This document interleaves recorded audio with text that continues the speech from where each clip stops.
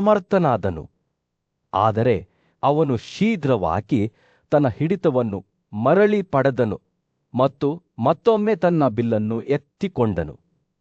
ತೀವ್ರವಾದ ದೃಢ ನಿಶ್ಚಯದಿಂದ ಅವನು ಬಿಡುಗಡೆ ಮಾಡಿದನು. ಪ್ರಾಗಜ್ಯೋತಿಷ ಸಾಮ್ರಾಜ್ಯದಲ್ಲಿ ಒಂದು ಭವ್ಯವಾದ ಯಜ್ಞದ ಕುದುರೆಯು ಸಾಮ್ರಾಜ್ಯದೊಳಗೆ ಅಲೆದಾಡುತ್ತಿತ್ತು. ಅದರ ಆಗಮನದ ಸುದ್ದಿ ಯುದ್ಧದಲ್ಲಿ ತನ್ನ ಶೌರ್ಯಕ್ಕೆ ಹೆಸರುವಾಸಿಯಾಗಿದ್ದ ಭಗದತ್ತನ ಮಗ ವಜ್ರದತ್ತನಿಗೆ ತಲುಪಿತು. ಅವನು ಆ ಕುದುರೆಯನ್ನು ಎದುರಿಸಲು ಮತ್ತು ಅದನ್ನು ತನ್ನದೆಂದು ಹೇಳಿಕೊಳ್ಳಲು ತನ್ನ ನಗರದಿಂದ ಹೊರಟು ಹೋದನು. ಆದಾಗ್ಯೂ ಪಾಂಡವರ ಪ್ರಬಲ ಯೋಧ ಅರ್ಜುನನು ತನ್ನ ಗಾಂಧೀವ ಬಿಲ್ಲಿನಿಂದ ಕುದುರೆಯನ್ನು ಹಿಂಬಾಲಿಸುತ್ತಿದ್ದನು.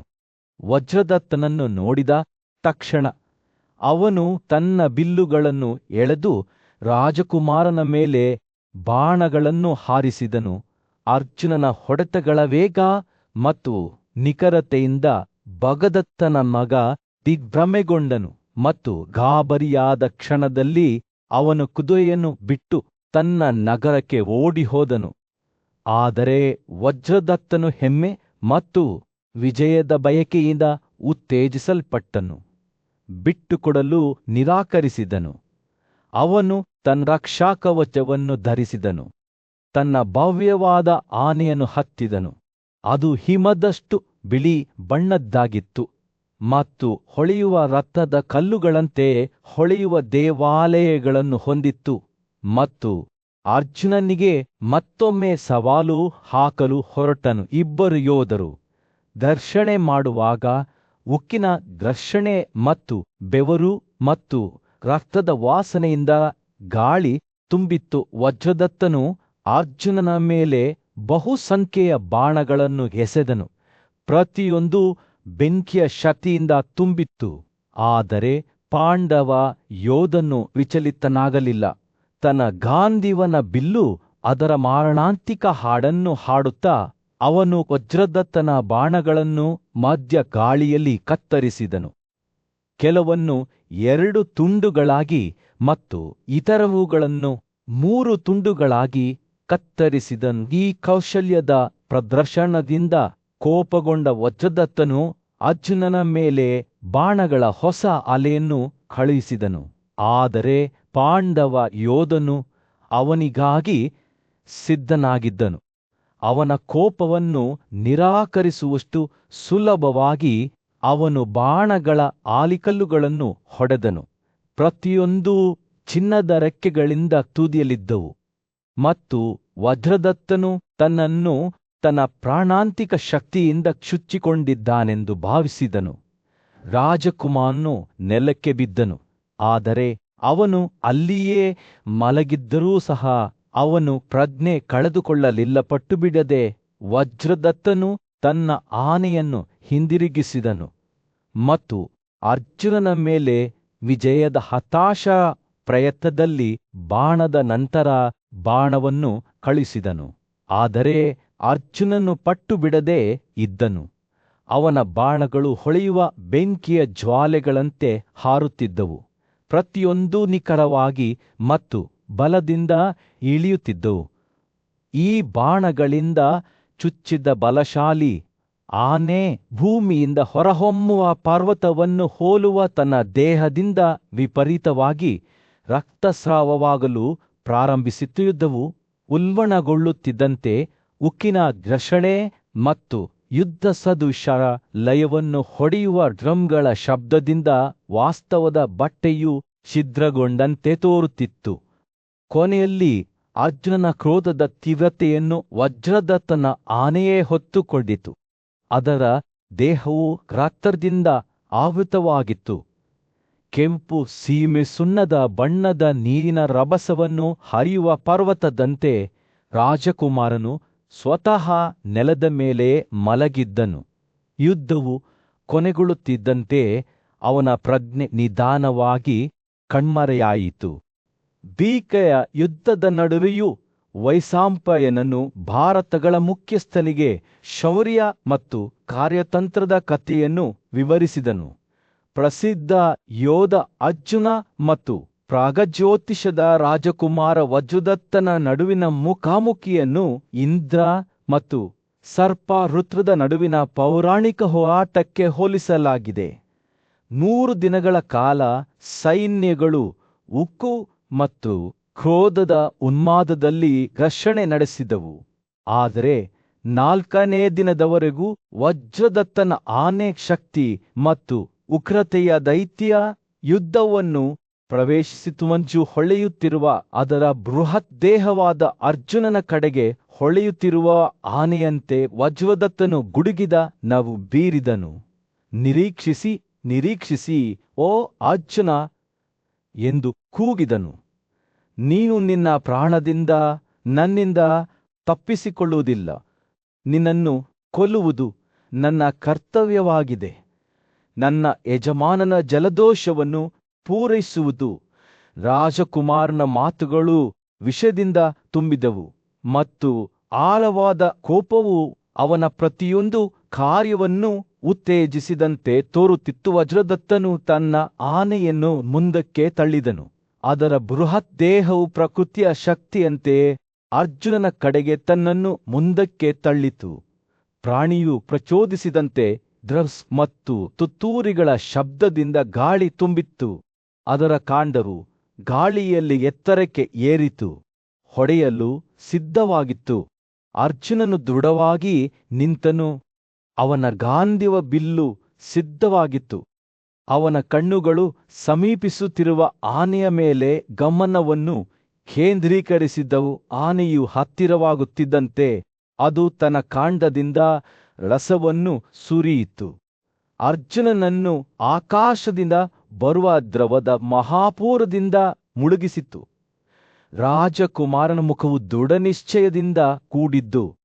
ಅವನು ದಾಳಿಯ ವಿರುದ್ಧ ತನ್ನ ನೆಲದಲ್ಲಿ ನಿಂತಾಗ ಅವನ ಬಿಲ್ಲು ಹಾಡುತ್ತಾ ಬಾಣದ ಮೇಲೆ ಬಾಣವನ್ನು ಹಾರಿಸಿತು. ಆನೆಯು ಎಡವಿತು.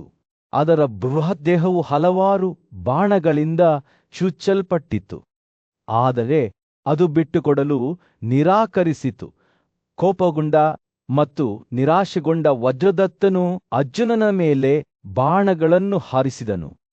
ಆದರೆ ರಾಜಕುಮಾರನು ಪ್ರತಿ ಹೊಡೆತವನ್ನು ಸುಲಭವಾಗಿ ತಪ್ಪಿಸಿಕೊಂಡನು. ಅವನ ಚಲನೆಗಳು ವೇಗವಾಗಿ ಮತ್ತು ಮಾರಣಾಂತಿಕವಾಗಿದ್ದವು. ಯುದ್ಧವು ತೀವ್ರವಾಯಿತು. ಎರಡೂ ಕಡೆಯವರು ಕಾಲು ಬಿಟ್ಟುಕೊಡಲಿಲ್ಲ. ಅಂತಿಮವಾಗಿ ಅಂತರ್ದೃಷ್ಟಿಯ ಬೆಳಕಿನಲ್ಲಿ ಅರ್ಜುನನು ಹೊಡೆಯುವ ಅವಕಾಶವನ್ನು ಕಂಡನು. ಅವನು ತನ್ನ ಬಿಲ್ಲಿನ ತಂತಿಯನ್ನು ಹಿಂತೆಗೆದುಕೊಂಡನು ಮತ್ತು ಭೂಮಿಯ ಆರದಿಂದ ಜ್ವಾಲೆಯಂತೆ ಹೊಳೆಯುವ ಒಂದು ದಂಡವನ್ನು ಹಾರಿಸಿದನು. ಬಾಣವು ನಿಜವಾಗಿ ಹೊಡೆದು ಆನೆಯ ಜೀವಕೋಶವನ್ನು ಚುಚ್ಚಿದನು ಮತ್ತು ಅದನ್ನು ಕಿವುಡುತನದ ರಂಜನೆಯೊಂದಿಗೆ ನೆಲಕ್ಕೆ ಅಪ್ಪಳಿಸಿದನು. ಭೂಮಿಯ ಮೇಲೆ ಆ ಪ್ರಾಣಿಯು ಚಲನರಹಿತವಾಗಿ ಬಿದ್ದಿರುವಾಗ ವಜ್ರದತ್ತನು ಅದರ ಬದಿಯಿಂದ ಹೊರಬಂದನು. ಅವನ ಮುಖವು ಕೋಪ ಮತ್ತು ನಿರಾಶೆಯಿಂದ ತಿರುಗಿತು. ಅರ್ಜುನನು ಅವನ ಹತ್ತಿರ ಬಂದು ಅವನ ಧ್ವನಿಯನ್ನು ಶಾಂತ ಮತ್ತು ಅಳತೆ ಮಾಡಿದನು. ಓ ರಾಜನೇ, ಭಯಪಡಬೇಡ, ಅವನು ಹೇಳಿದನು. ನನ್ನ ಸಹೋದರ ಯುಧಿಷ್ಠಿರನು ನಮ್ಮ ಶತ್ರುಗಳನ್ನು ನಿಷ್ಕ್ರಿಯಗೊಳಿಸಲು ನನಗೆ ಆಜ್ಞಾಪಿಸಿದ್ದಾನೆ. ಅವರನ್ನು ಕೊಲ್ಲಬೇಡ. ನೀನು ಸೋಲಿಸಲ್ಪಟ್ಟಿದ್ದೀಯ. ಆದರೆ ಇನ್ನೊಂದು ದಿನ ಹೋರಾಡಲು ನೀನು ಬದುಕುವೆ. ತನ್ನ ಸೋಲಿನ ತೀವ್ರತೆಯನ್ನು ಅರಿತ ವಜ್ರದತ್ತನ ಮುಖವು ಕೆಳಗಿಳಿಯಿತು. ಆತ ನಿಧಾನವಾಗಿ ತಲೆಯಾಡಿಸಿ, ಪಾಂಡು ಕುಲದ ಕಿರೀಟಧಾರಿ ಯೋಧ ಅರ್ಜುನನು ಅವರ ಪ್ರದೇಶಗಳನ್ನು ಪ್ರವೇಶಿಸಿದಾಗ ಸೂರ್ಯನು ಸೈಂಧವರ ಭೂಪ್ರದೇಶಗಳ ಮೇಲೆ ಪ್ರಕಾಶಮಾನವಾಗಿ ಹೊಳೆಯುತ್ತಿದ್ದನು. ಕುರುಕ್ಷೇತ್ರದ ವಿನಾಶಕಾರಿ ಯುದ್ಧದಿಂದ ಇನ್ನೂ ತತ್ತರಿಸುತ್ತಿದ್ದ ಕ್ಷತ್ರಿಯರಿಗೆ ತಮ್ಮ ಮಧ್ಯದಲ್ಲಿದ್ದ ಮತ್ತೊಬ್ಬ ಮಹಾನ್ ಯೋಧನ ಆಲೋಚನೆಯನ್ನು ಸಹಿಸಲಾಗಲಿಲ್ಲ.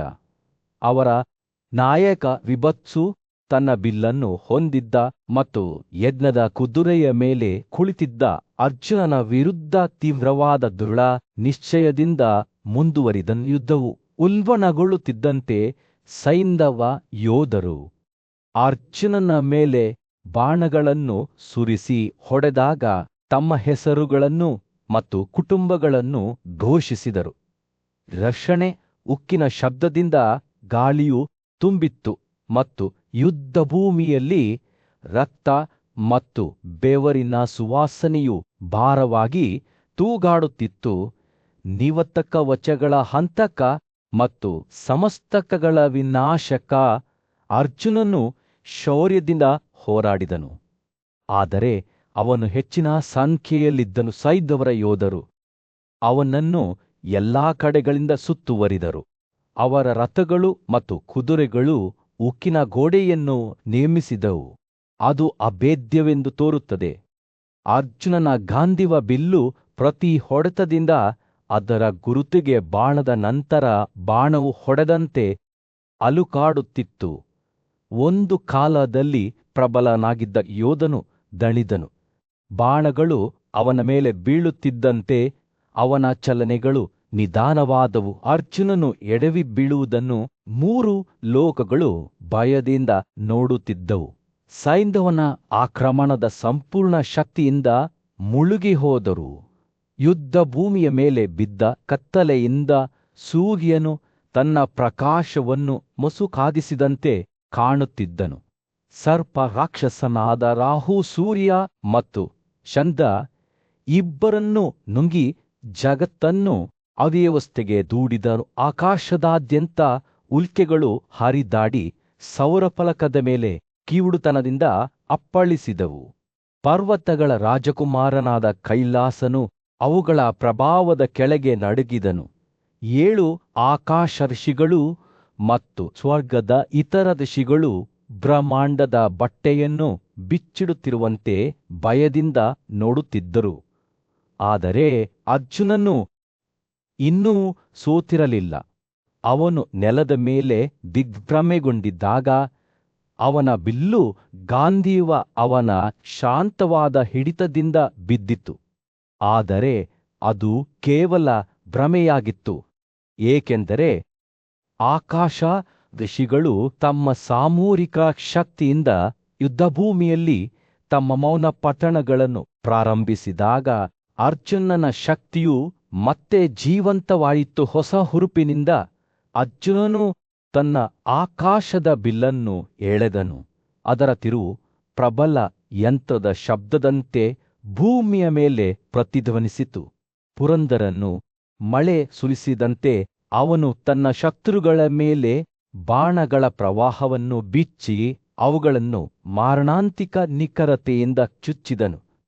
ಅರ್ಜುನನು ಉರಿಯುತ್ತಿರುವ ಚಕ್ರದ ವೇಗ ಮತ್ತು ಉಗ್ರತೆಯಿಂದ ತಮ್ಮ ನಡುವೆ ಚಲಿಸುತ್ತಿದ್ದಾಗ ಸೈಂಧವ ಯೋಧರು ಭಯಭೀತರಾಗಿ ಓಡಿಹೋದರು. ಅವರ ಕೂಗುಗಳು ಮತ್ತು ವಿಲಾಪಗಳು ಯುದ್ಧಭೂಮಿಯಾದ್ಯಂತ ಪ್ರತಿಧ್ವನಿಸುತ್ತಿದ್ದವು. ಧೂಳು ನಿಂತಾಗ ಕೌರವ ನಾಯಕನು ವಿಜಯಶಾಲಿಯಾಗಿ ನಿಂತನು. ಅವನ ಬಿಲ್ಲು ಇನ್ನೂ ತನ್ನ ಶತ್ರುಗಳ ಹೃದಯಗಳನ್ನು ಶುಚ್ಚಿದಾಗ ಅದರ ವಿಜಯೋತ್ಸವದ ಹಾಡನ್ನು ಹಾಡುತ್ತಿತ್ತು. ಶರತ್ಕಾಲದ ಸೂರ್ಯನು ಮೋಡಗಳನ್ನು ಚದುರಿಸಿದಂತೆ ಅರ್ಜುನನು ಕತ್ತಲನ್ನು ಚದುರಿಸಿದ್ದನು. ಸೂರ್ಯನು ಯುದ್ಧಭೂಮಿಯಲ್ಲಿ ಬೀಸಿದಾಗ ಪರಾಕ್ರಮಶಾಲಿ ಯೋಧ ಅರ್ಜುನನು ಪರ್ವತದಂತೆ ದೃಢವಾಗಿ ನಿಂತನು. ಕೋಪ ಮತ್ತು ದೃಢ ನಿಶ್ಚಯದಿಂದ ಉತ್ತೇಜಿಸಲ್ಪಟ್ಟ ಸೈಂಧವ ಯೋಧರು ಅವನ ಮೇಲೆ ಬಾಣಗಳ ಅಲೆಗಳನ್ನು ಹಾರಿಸಿದರು. ಆದರೆ ಅರ್ಜುನನು ಅವರ ವ್ಯರ್ಥ ಪ್ರಯತ್ನಗಳನ್ನು ನೋಡಿ ನಗುತ್ತಾ ಅವರನ್ನು ಸೌಮ್ಯವಾದ ಮಾತುಗಳಿಂದ ಸಂಬೋಧಿಸಿದನು. ನಿಮ್ಮ ಕೈಲಾದಷ್ಟು ಹೋರಾಡಿ, ಆದರೆ ದೊಡ್ಡ ಅಪಾಯವು ನಿಮ್ಮೆಲ್ಲರಿಗೂ ಕಾಯುತ್ತಿದೆ ಎಂದು ತಿಳಿಯಿರಿ. ನಾನು ಶೀಘ್ರದಲ್ಲೇ ನಿಮ್ಮ ಅಹಂಕಾರವನ್ನು ನಿಗ್ರಹಿಸುತ್ತೇನೆ. ಯುದ್ಧವು ಉಲ್ಬಣಗೊಳ್ಳುತ್ತಿದ್ದಂತೆ ಅರ್ಜುನನ ಆಲೋಚನೆಗಳು ಅವನ ಸಹೋದರ ಯುಧಿಷ್ಠಿರನ ಎಚ್ಚರಿಕೆಯ ಮಾತುಗಳತ್ತ ತಿರುಗಿದವು. ಯುದ್ಧದಲ್ಲಿ ನಿಮ್ಮ ವಿರುದ್ಧ ಬರುವ ಕ್ಷತ್ರಿಯರನ್ನು ಕೊಲ್ಲಬೇಡಿ. ಈ ಮಾತುಗಳನ್ನು ಪ್ರತಿಬಿಂಬಿಸುತ್ತಾ ಅರ್ಜುನನು ಸೈಂಧವ ಯೋಧರನ್ನು ಬಿಡಲು ನಿರ್ಧರಿಸಿದು. ಅವರನ್ನು ಕರೆದು, ನಾನು ನಿಮ್ಮನ್ನು ಕೊಲ್ಲಲು ಬಯಸುವುದಿಲ್ಲ. ನಿಮ್ಮಲ್ಲಿ ಒಬ್ಬರು ನನ್ನಿಂದ ಸೋಲಿಸಲ್ಪಟ್ಟಿದ್ದೇನೆ ಎಂದು ಹೇಳಿದರೆ ಮತ್ತು ಸೋಲನ್ನು ಒಪ್ಪಿಕೊಂಡರೆ ನಾನು ಅವನನ್ನು ಬಿಡಿಸುತ್ತೇನೆ ಎಂದು ಹೇಳಿದನು. ಆದಾಗ್ಯೂ ಸೈನ್ಯದವರು ಶರಣಾಗಲು ತುಂಬಾ ಹೆಮ್ಮೆಪಡುತ್ತಿದ್ದರು. ಅವರು ತಮ್ಮ ಎಲ್ಲಾ ಶಕ್ತಿಯಿಂದ ಹೋರಾಡುವುದನ್ನು ಮುಂದುವರೆಸಿದರು. ಅರ್ಜುನನ ಮೇಲೆ ಹಾವುಗಳ ಕೋರೆಹಲ್ಲುಗಳಂತೆ ತೀಕ್ಷ್ಣವಾದ ಬಾಣಗಳನ್ನು ಸುರಿಸಿದರು. ಆದರೆ ಗಾಂಧೀವದ ಹಿಡುವಳಿದಾರನು ವಿಚಲಿತನಾಗಲಿಲ್ಲ. ತನ್ನ ಕೋರೆ ಹಲ್ಲುಗಳಿಂದ ಅವರ ಬಾಣಗಳನ್ನು ಕತ್ತರಿಸಿದನು ಮತ್ತು ಪ್ರತಿಯೋಧನನ್ನು ಒಂದೇ ಹೊಡೆತದಿಂದ ಚುಚ್ಚಿದನು. ಯುದ್ಧವು ತನ್ನ ಪರಾಕಾಷ್ಠೆಯನ್ನು ತಲುಪುತ್ತಿದ್ದಂತೆ ಅರ್ಜುನನು ತಮ್ಮ ರಾಜ ಜಯದ್ರಥನನ್ನು ಕೊಂದಿದ್ದನ್ನು ಸೈಂಧವ ಯೋಧರು ನೆನಪಿಸಿಕೊಂಡರು. ಪ್ರತೀಕಾರವಾಗಿ ಅವರು ದೊಡ್ಡ ಬಲದಿಂದ ಅವನ ಮೇಲೆ ಬಾಣಗಳು ಮತ್ತು ಜಾವೆಲಿನ್ಗಳನ್ನು ಎಸೆದರು. ಆದರೆ ಅರ್ಜುನನು ತಡೆಯಲಾರದವನಾಗಿದ್ದನು. ಅವರು ಅವನನ್ನು ತಲುಪುವ ಮೊದಲೇ ಅವರ ಶಸ್ತ್ರಾಸ್ತ್ರಗಳನ್ನು ಕತ್ತರಿಸಿದನು. ಅವನ ಕೋಪವು ಹೆಚ್ಚಾಯಿತು ಮತ್ತು ಅವನ ಮೇಲೆ ಧಾವಿಸಲು ಧೈರ್ಯ ಮಾಡಿದ ಅನೇಕ ಯೋಧರನ್ನು ಅವನು ಸೋಲಿಸಿದನು. ಈ ಅವ್ಯವಸ್ಥೆಯ ಮಧ್ಯೆ ಸೈನ್ಯವರ ರಾಣಿಯಾದ ದುಸ್ಸಲಳು ತನ್ನ ಮೊಮ್ಮಗನನ್ನು ತನ್ನ ತೋಳುಗಳಲ್ಲಿ ಹಿಡಿದುಕೊಂಡು ಯುದ್ಧ ಭೂಮಿಗೆ ಬಂದಳು. ಆ ಮಗು ಜಯದ್ರಥನ ಮಗನಾದ ಸೂರತನ ಮಗನಾಗಿದ್ದು ಅರ್ಜುನನ ಕೃತ್ಯಗಳಿಂದ ಅನಾಥನಾಗಿದ್ದನು. ದುಸ್ಸಲನು ಅರ್ಜುನನನ್ನು ಮಗನಿಗೆ ಕರುಣೆ ತೋರಿಸುವಂತೆ ಬೇಡಿಕೊಂಡನು. ಅವನು ತನ್ನದೇ ಆದ ರೀತಿಯ ಕರ್ತವ್ಯವನ್ನು ತಿಳಿದುಕೊಳ್ಳಬೇಕಾದ ಕ್ಷತ್ರಿಯ ಎಂದು ನೆನಪಿಸಿದನು. ದುಸ್ಸಲನ ಮಾತುಗಳಿಂದ ವಿಚಲಿತನಾದ ಅರ್ಜುನನು ತನ್ನ ಬಿಲ್ಲನ್ನು ಬದಿಗಿಟ್ಟು ಅವಳನ್ನು ತೆರೆದ ಕೈಗಳಿಂದ ಸ್ವಾಗತಿಸಿದನು. ಅವಳು ಸೂರತನ ದುರಂತದ ಬಗ್ಗೆ ಜಯದ್ರಥನ ಮರಣವನ್ನು ಕೇಳಿದ ನಂತರ ಅವನು ಹೇಗೆ ದುಃಖದಿಂದ ಮರಣ ಹೊಂದಿದನೆಂದು ಹೇಳುವಾಗ ಅವನು ಕೇಳಿದನು. ಅರ್ಜುನನ ಹೃದಯವು ದುಃಖದಿಂದ ಭಾರವಾಗಿತ್ತು.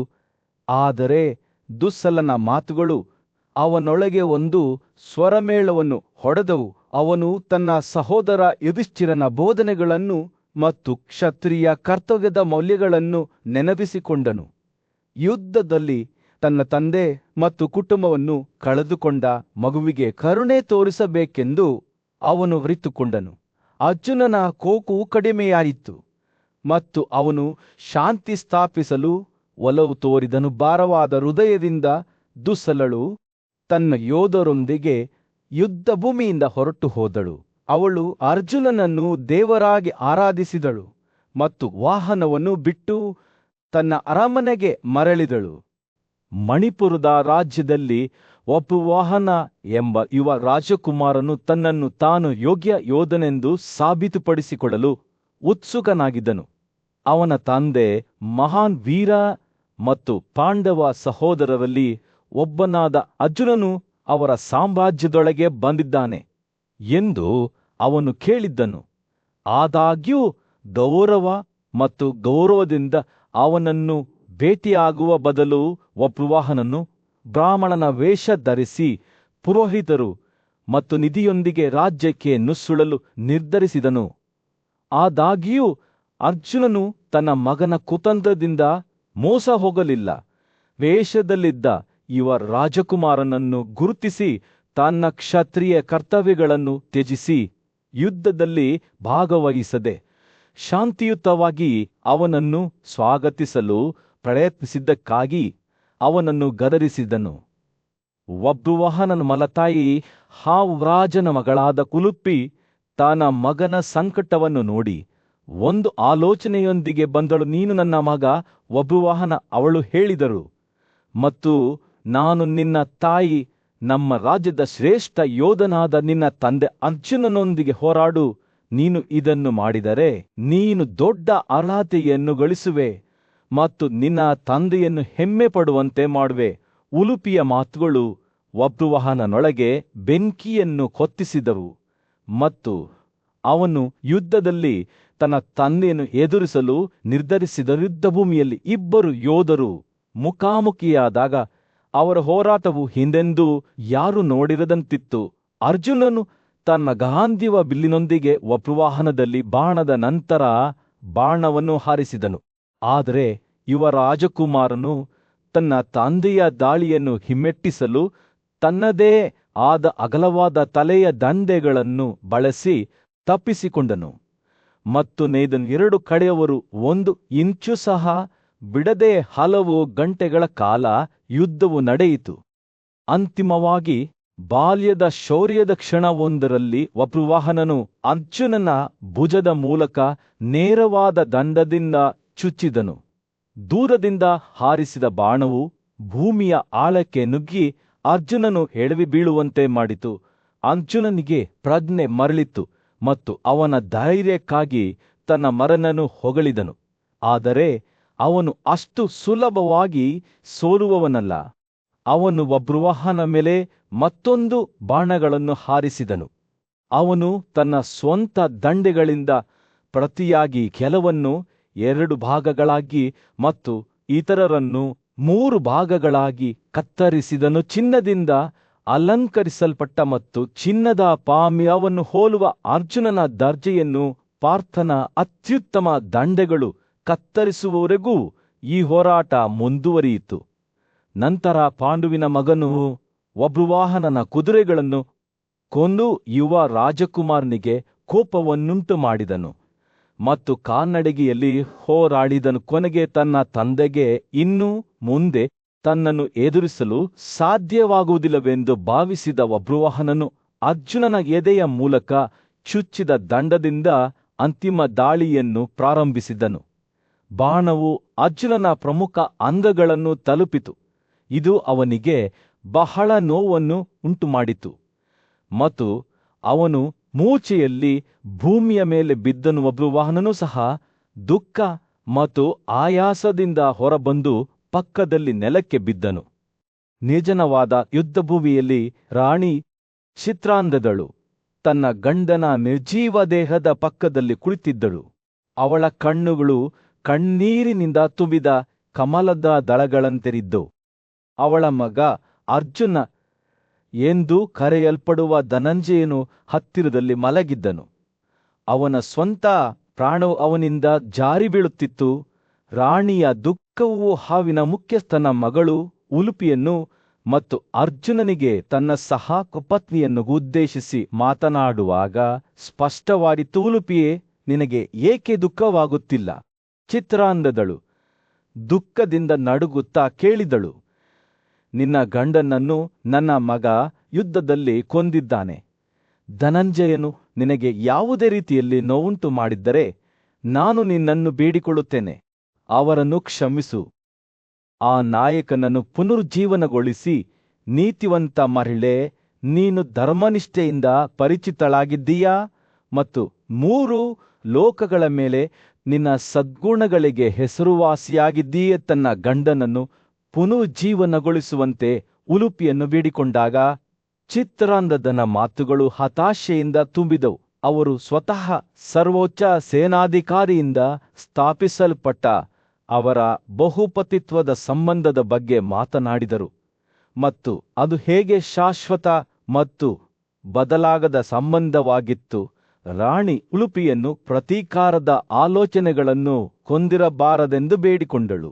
ಬದಲಿಗೆ ಅವರ ಸಂಬಂಧಕ್ಕೆ ಗಮನ ಕೊಡಿ ಮತ್ತು ಅವರ ಸಂಬಂಧವನ್ನು ಸಾಕಾರಗೊಳಿಸಲಿ ಎಂದು ಬೇಡಿಕೊಂಡಳು. ಚಿತ್ರಾಂಗದನು ಆಳುವುದನ್ನು ಮುಂದುವರೆಸಿದಾಗ ಆಕೆಯ ಮಗ ವಪುವಾಹನನಿಗೆ ಪ್ರಜ್ಞೆ ಬಂತು. ತನ್ನ ತಾಯಿ ತನ್ನ ತಂದೆಯ ದೇಹದ ಪಕ್ಕದಲ್ಲಿ ಕುಳಿತಿರುವುದನ್ನು ಅವನು ನೋಡಿದನು. ಆಕೆಯ ಮುಖವು ದುಃಖದಿಂದ ಕೆತ್ತಲ್ಪಟ್ಟಿತ್ತು. ಯುವ ರಾಜಕುಮಾರನು ತಾನು ಯುದ್ಧದಲ್ಲಿ ಪರಾಕ್ರಮಶಾಲಿ ಅರ್ಜುನನನ್ನು ಕೊಂದಿದ್ದನ್ನು ಅರಿತುಕೊಂಡು ದುಃಖಿತನಾಗಿದ್ದನು. ಈ ರಾಜಕುಮಾರಿಯ ಹೃದಯವು ತುಂಬಾ ಕಠಿಣವಾಗಿದೆ. ವಪುವಾಹನನು ಚಿತ್ರಾಂಗದನನ್ನು ಉದ್ದೇಶಿಸಿ ಹೇಳಿದನು, ಅವಳ ಪರಾಕ್ರಮಶಾಲಿ ಮತ್ತು ಅಗಲವಾದ ಎದೆಯ ಗಂಡನನ್ನು ನೆಲದ ಮೇಲೆ ಸತ್ತಿರುವುದನ್ನು ನೋಡಿದರೂ ಅದು ಮುರಿಯುವುದಿಲ್ಲ. ಅವನು ತನ್ನ ತಂದೆಯ ಜೀವವನ್ನು ತೆಗೆದುಕೊಂಡಿದ್ದಕ್ಕಾಗಿ ಅವನನ್ನು ಕ್ಷಮಿಸುವಂತೆ ತನ್ನ ತಾಯಿಯನ್ನು ಬೇಡಿಕೊಂಡನು. ತಾನು ಸರಿಪಡಿಸಲು ಸಾಧ್ಯವಾಗದಿದ್ದರೆ ಪಾಪಪೂರ್ಣ ದರಿದ್ರನಾಗಿ ಭೂಮಿಯ ಮೇಲೆ ಅಲೆದಾಡುವ ಭರವಸೆ ನೀಡಿದನು. ಆದಾಗ್ಯೂ ಚಿತ್ರಾಂಗದ ದೃಢನಿಶ್ಚಯದವಳಾಗಿದ್ದಳು. ಆಕೆಯ ಪತಿ ಸತ್ತ ಸ್ಥಿತಿಯಿಂದ ಏಳುವವರೆಗೆ ಅಥವಾ ಆಕೆ ಸ್ವತಃ ತನ್ನ ಜೀವ ಉಸಿರನ್ನು ತ್ಯಜಿಸುವವರೆಗೆ ಆಳವಾದ ಧ್ಯಾನ ಮತ್ತು ಸ್ವಯಂದ ಮರಣದ ಸ್ಥಿತಿಯಾದ ಪ್ರಯಾದಲ್ಲಿ ಕುಳಿತುಕೊಳ್ಳುವುದಾಗಿ ಅವಳು ಪ್ರತಿಜ್ಞೆ ಮಾಡಿದಳು. ರಾಜಮನೆತನದ ದಂಪತಿಗಳ ಮೇಲೆ ಕರುಣೆ ತೋರಿಸಿದ ಉಲುಪಿ ಅರ್ಜುನನನ್ನು ವಬ್ರುವಾಹನನು ಸೋಲಿಸಲಿಲ್ಲ. ಬದಲಿಗೆ ಯುವ ರಾಜಕುಮಾರನ ಪರಾಕ್ರಮವನ್ನು ಪರೀಕ್ಷಿಸಲು ಸೃಷ್ಟಿಸಿದ ಭ್ರಮೆ ಎಂದು ಬಹಿರಂಗಪಡಿಸಿದನು. ಹಾವಿನ ಮುಖ್ಯಸ್ಥನ ಮಗಳು ಸತ್ತವರನ್ನು ಪುನರುಜ್ಜೀವನಗೊಳಿಸುವ ಶಕ್ತಿಯುಳ್ಳ ಒಂದು ಆಕಾಶ ರತ್ನವನ್ನು ಸೃಷ್ಟಿಸಿದರು. ಅದನ್ನು ಅರ್ಜುನನ ಎದೆಯ ಮೇಲೆ ಇರಿಸಿದಳು ಮತ್ತು ವಬ್ರುವಾಹನನಿಗೆ ಆಶ್ವಾಸನೆಯ ಮಾತುಗಳನ್ನು ಹೇಳಿದರು. ಓ ಮಗನೇ, ಎದ್ದೇಳು, ದುಃಖಿಸಬೇಡ, ಜಿಷ್ಣು ನಿನ್ನನ್ನು ಸೋಲಿಸಲಿಲ್ಲ. ರತ್ನದ ಶಕ್ತಿಯು ಕಾರ್ಯರೂಪಕ್ಕೆ ಬಂದಂತೆ ಅರ್ಜುನನ ದೇಹವು ಅಲುಗಾಡಲು ಪ್ರಾರಂಭಿಸಿತು. ತನ್ನ ತಂದೆ ಪುನರುಜ್ಜೀವನಗೊಂಡಾಗ ವಬ್ರುವಾಹನನು ಉಲುಪಿಯ ಬಗ್ಗೆ ಸಮಾಧಾನ ಮತ್ತು ಕೃತಜ್ಞತೆಯಿಂದ ಹೊರಬಂದನು. ಅವನು ತನ್ನ ಕಾರ್ಯಗಳಿಗೆ ಪರಿಹಾರವನ್ನು ನೀಡುವುದಾಗಿ ಪ್ರತಿಜ್ಞೆ ಮಾಡಿದನು. ಅದನ್ನು ಒಪ್ಪಿಕೊಂಡನು. ಯುದ್ಧ ಪೀಡಿತ ಯೋಧ ಅರ್ಜುನನು ದೃಢವಾಗಿ ನಿಂತಾಗ ಅವನ ಕಣ್ಣುಗಳು ದಿಗಂತದಲ್ಲಿ ಶತ್ರು ಪಡೆಗಳ ಯಾವುದೇ ಚಿಹ್ನೆಯನ್ನು ಹುಡುಕುತ್ತಿದ್ದಾಗ ಸೈನಿಕರಲ್ಲಿ ಇದ್ದಕ್ಕಿದ್ದಂತೆ ಗದ್ದಲ ಉಂಟಾಯಿತು. ಗಾಳಿಯಂತೆ ಹರಿಯುವ ಅವಳ ಉದ್ದನೆಯ ಕೂದಲು ಸುಂದರವಾದ ಮಹಿಳೆ ಸೈನಿಕರ ಮಧ್ಯದಿಂದ ಹೊರಹೊಮ್ಮಿತು. ಅವಳ ಹೆಸರು ಉಲುಪಿ. ಕುರು ರಾಜವಂಶದ ಸೊಸೆ ಮತ್ತು ಯುವ ರಾಜಕುಮಾರ ವಬ್ರುವಾಹನನ ತಾಯಿ ಸೌಮ್ಯವಾದ ನಗುವಿನೊಂದಿಗೆ ಉಲುಪಿ ಅರ್ಜುನನ ಬಳಿಗೆ ಬಂದಳು. ಅವಳ ಕಣ್ಣುಗಳು ಧರೆಯಿಂದ ಹೊಳೆಯುತ್ತಿದ್ದವು. ಓ ಬಲಶಾಲಿ ಶಸ್ತ್ರಸಜ್ಜಿತ ಧನಂಜಯ, ಯಾವ ಕೆಲಸವು ನಿನ್ನನ್ನು ಇಲ್ಲಿಗೆ ತರುತ್ತದೆ? ಅವಳು ಕೇಳಿದಳು. ಅವಳ ಧ್ವನಿಯು ಅವನ ಕಿವಿಗಳಿಗೆ ಸಂಗೀತದಂತೆ. ಮತ್ತು ಈ ಯುದ್ಧಭೂಮಿಯಲ್ಲಿ ನಿನ್ನ ಉಪಸ್ಥಿತಿಯ ಕಾರಣವೇನು? ಅಲ್ಲಿ ನನ್ನ ಮಗ ವಬ್ರುವಾಹನನು ನಿನ್ನ ಪಕ್ಕದಲ್ಲಿ ನಿಂತಿದ್ದಾನೆ. ಅರ್ಜುನನ ಉಬ್ಬು ಕುತೂಹಲದಿಂದ ಉಬ್ಬಿಕೊಂಡಿತು.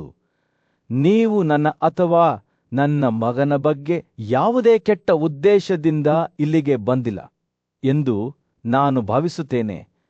ನಾವು ನಿಮಗೆ ನೋವುಂಟು ಮಾಡಲು ಏನನ್ನೂ ಮಾಡಿಲ್ಲ, ಅಥವಾ ಹಾವುಗಳ ರಾಜಕುಮಾರನಾದ ಚಿತ್ರಾನದನು ನಿಮಗೆ ಯಾವುದೇ ತಪ್ಪು ಮಾಡಿಲ್ಲ ಎಂದು ಉತ್ತರಿಸಿದರಿಲ್ಲ. ಅರ್ಜುನ, ನಾನು ನಿನ್ನ ಒಳಿತಿಗಾಗಿ ಇಲ್ಲಿಗೆ ಬಂದಿದ್ದೇನೆ.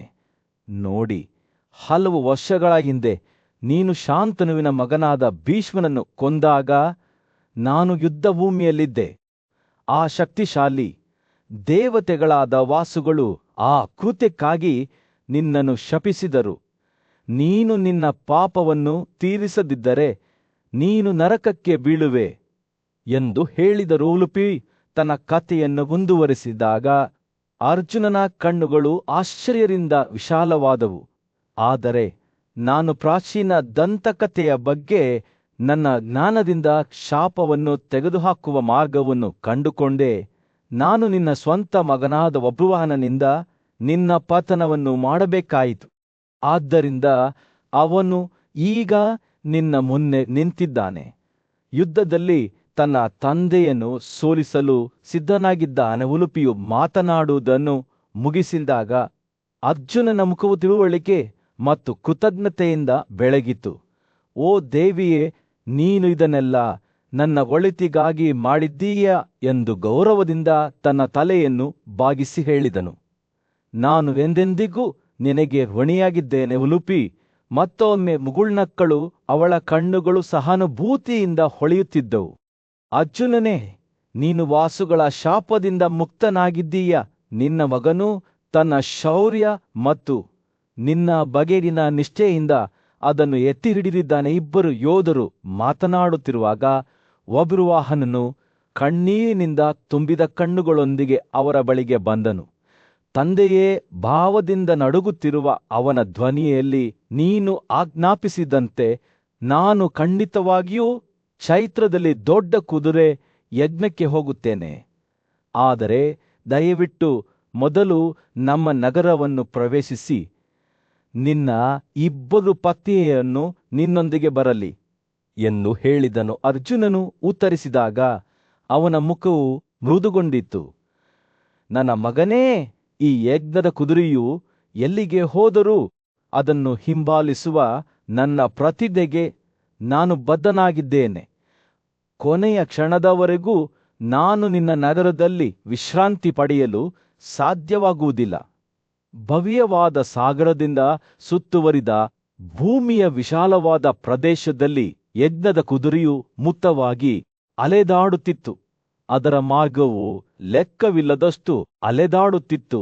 ಅದು ಅಲೆದಾಡುತ್ತಿರುವಾಗ ಅದು ಹಸ್ತಿನಾಪುರ ಎಂದು ಕರೆಯಲ್ಪಡುವ ನಗರದ ಕಡೆಗೆ ತಿರುಗಿತು. ಇದಕ್ಕೆ ಬಲವಾದ ಆನೆಯ ಹೆಸರಿಡಲಾಗಿದೆ.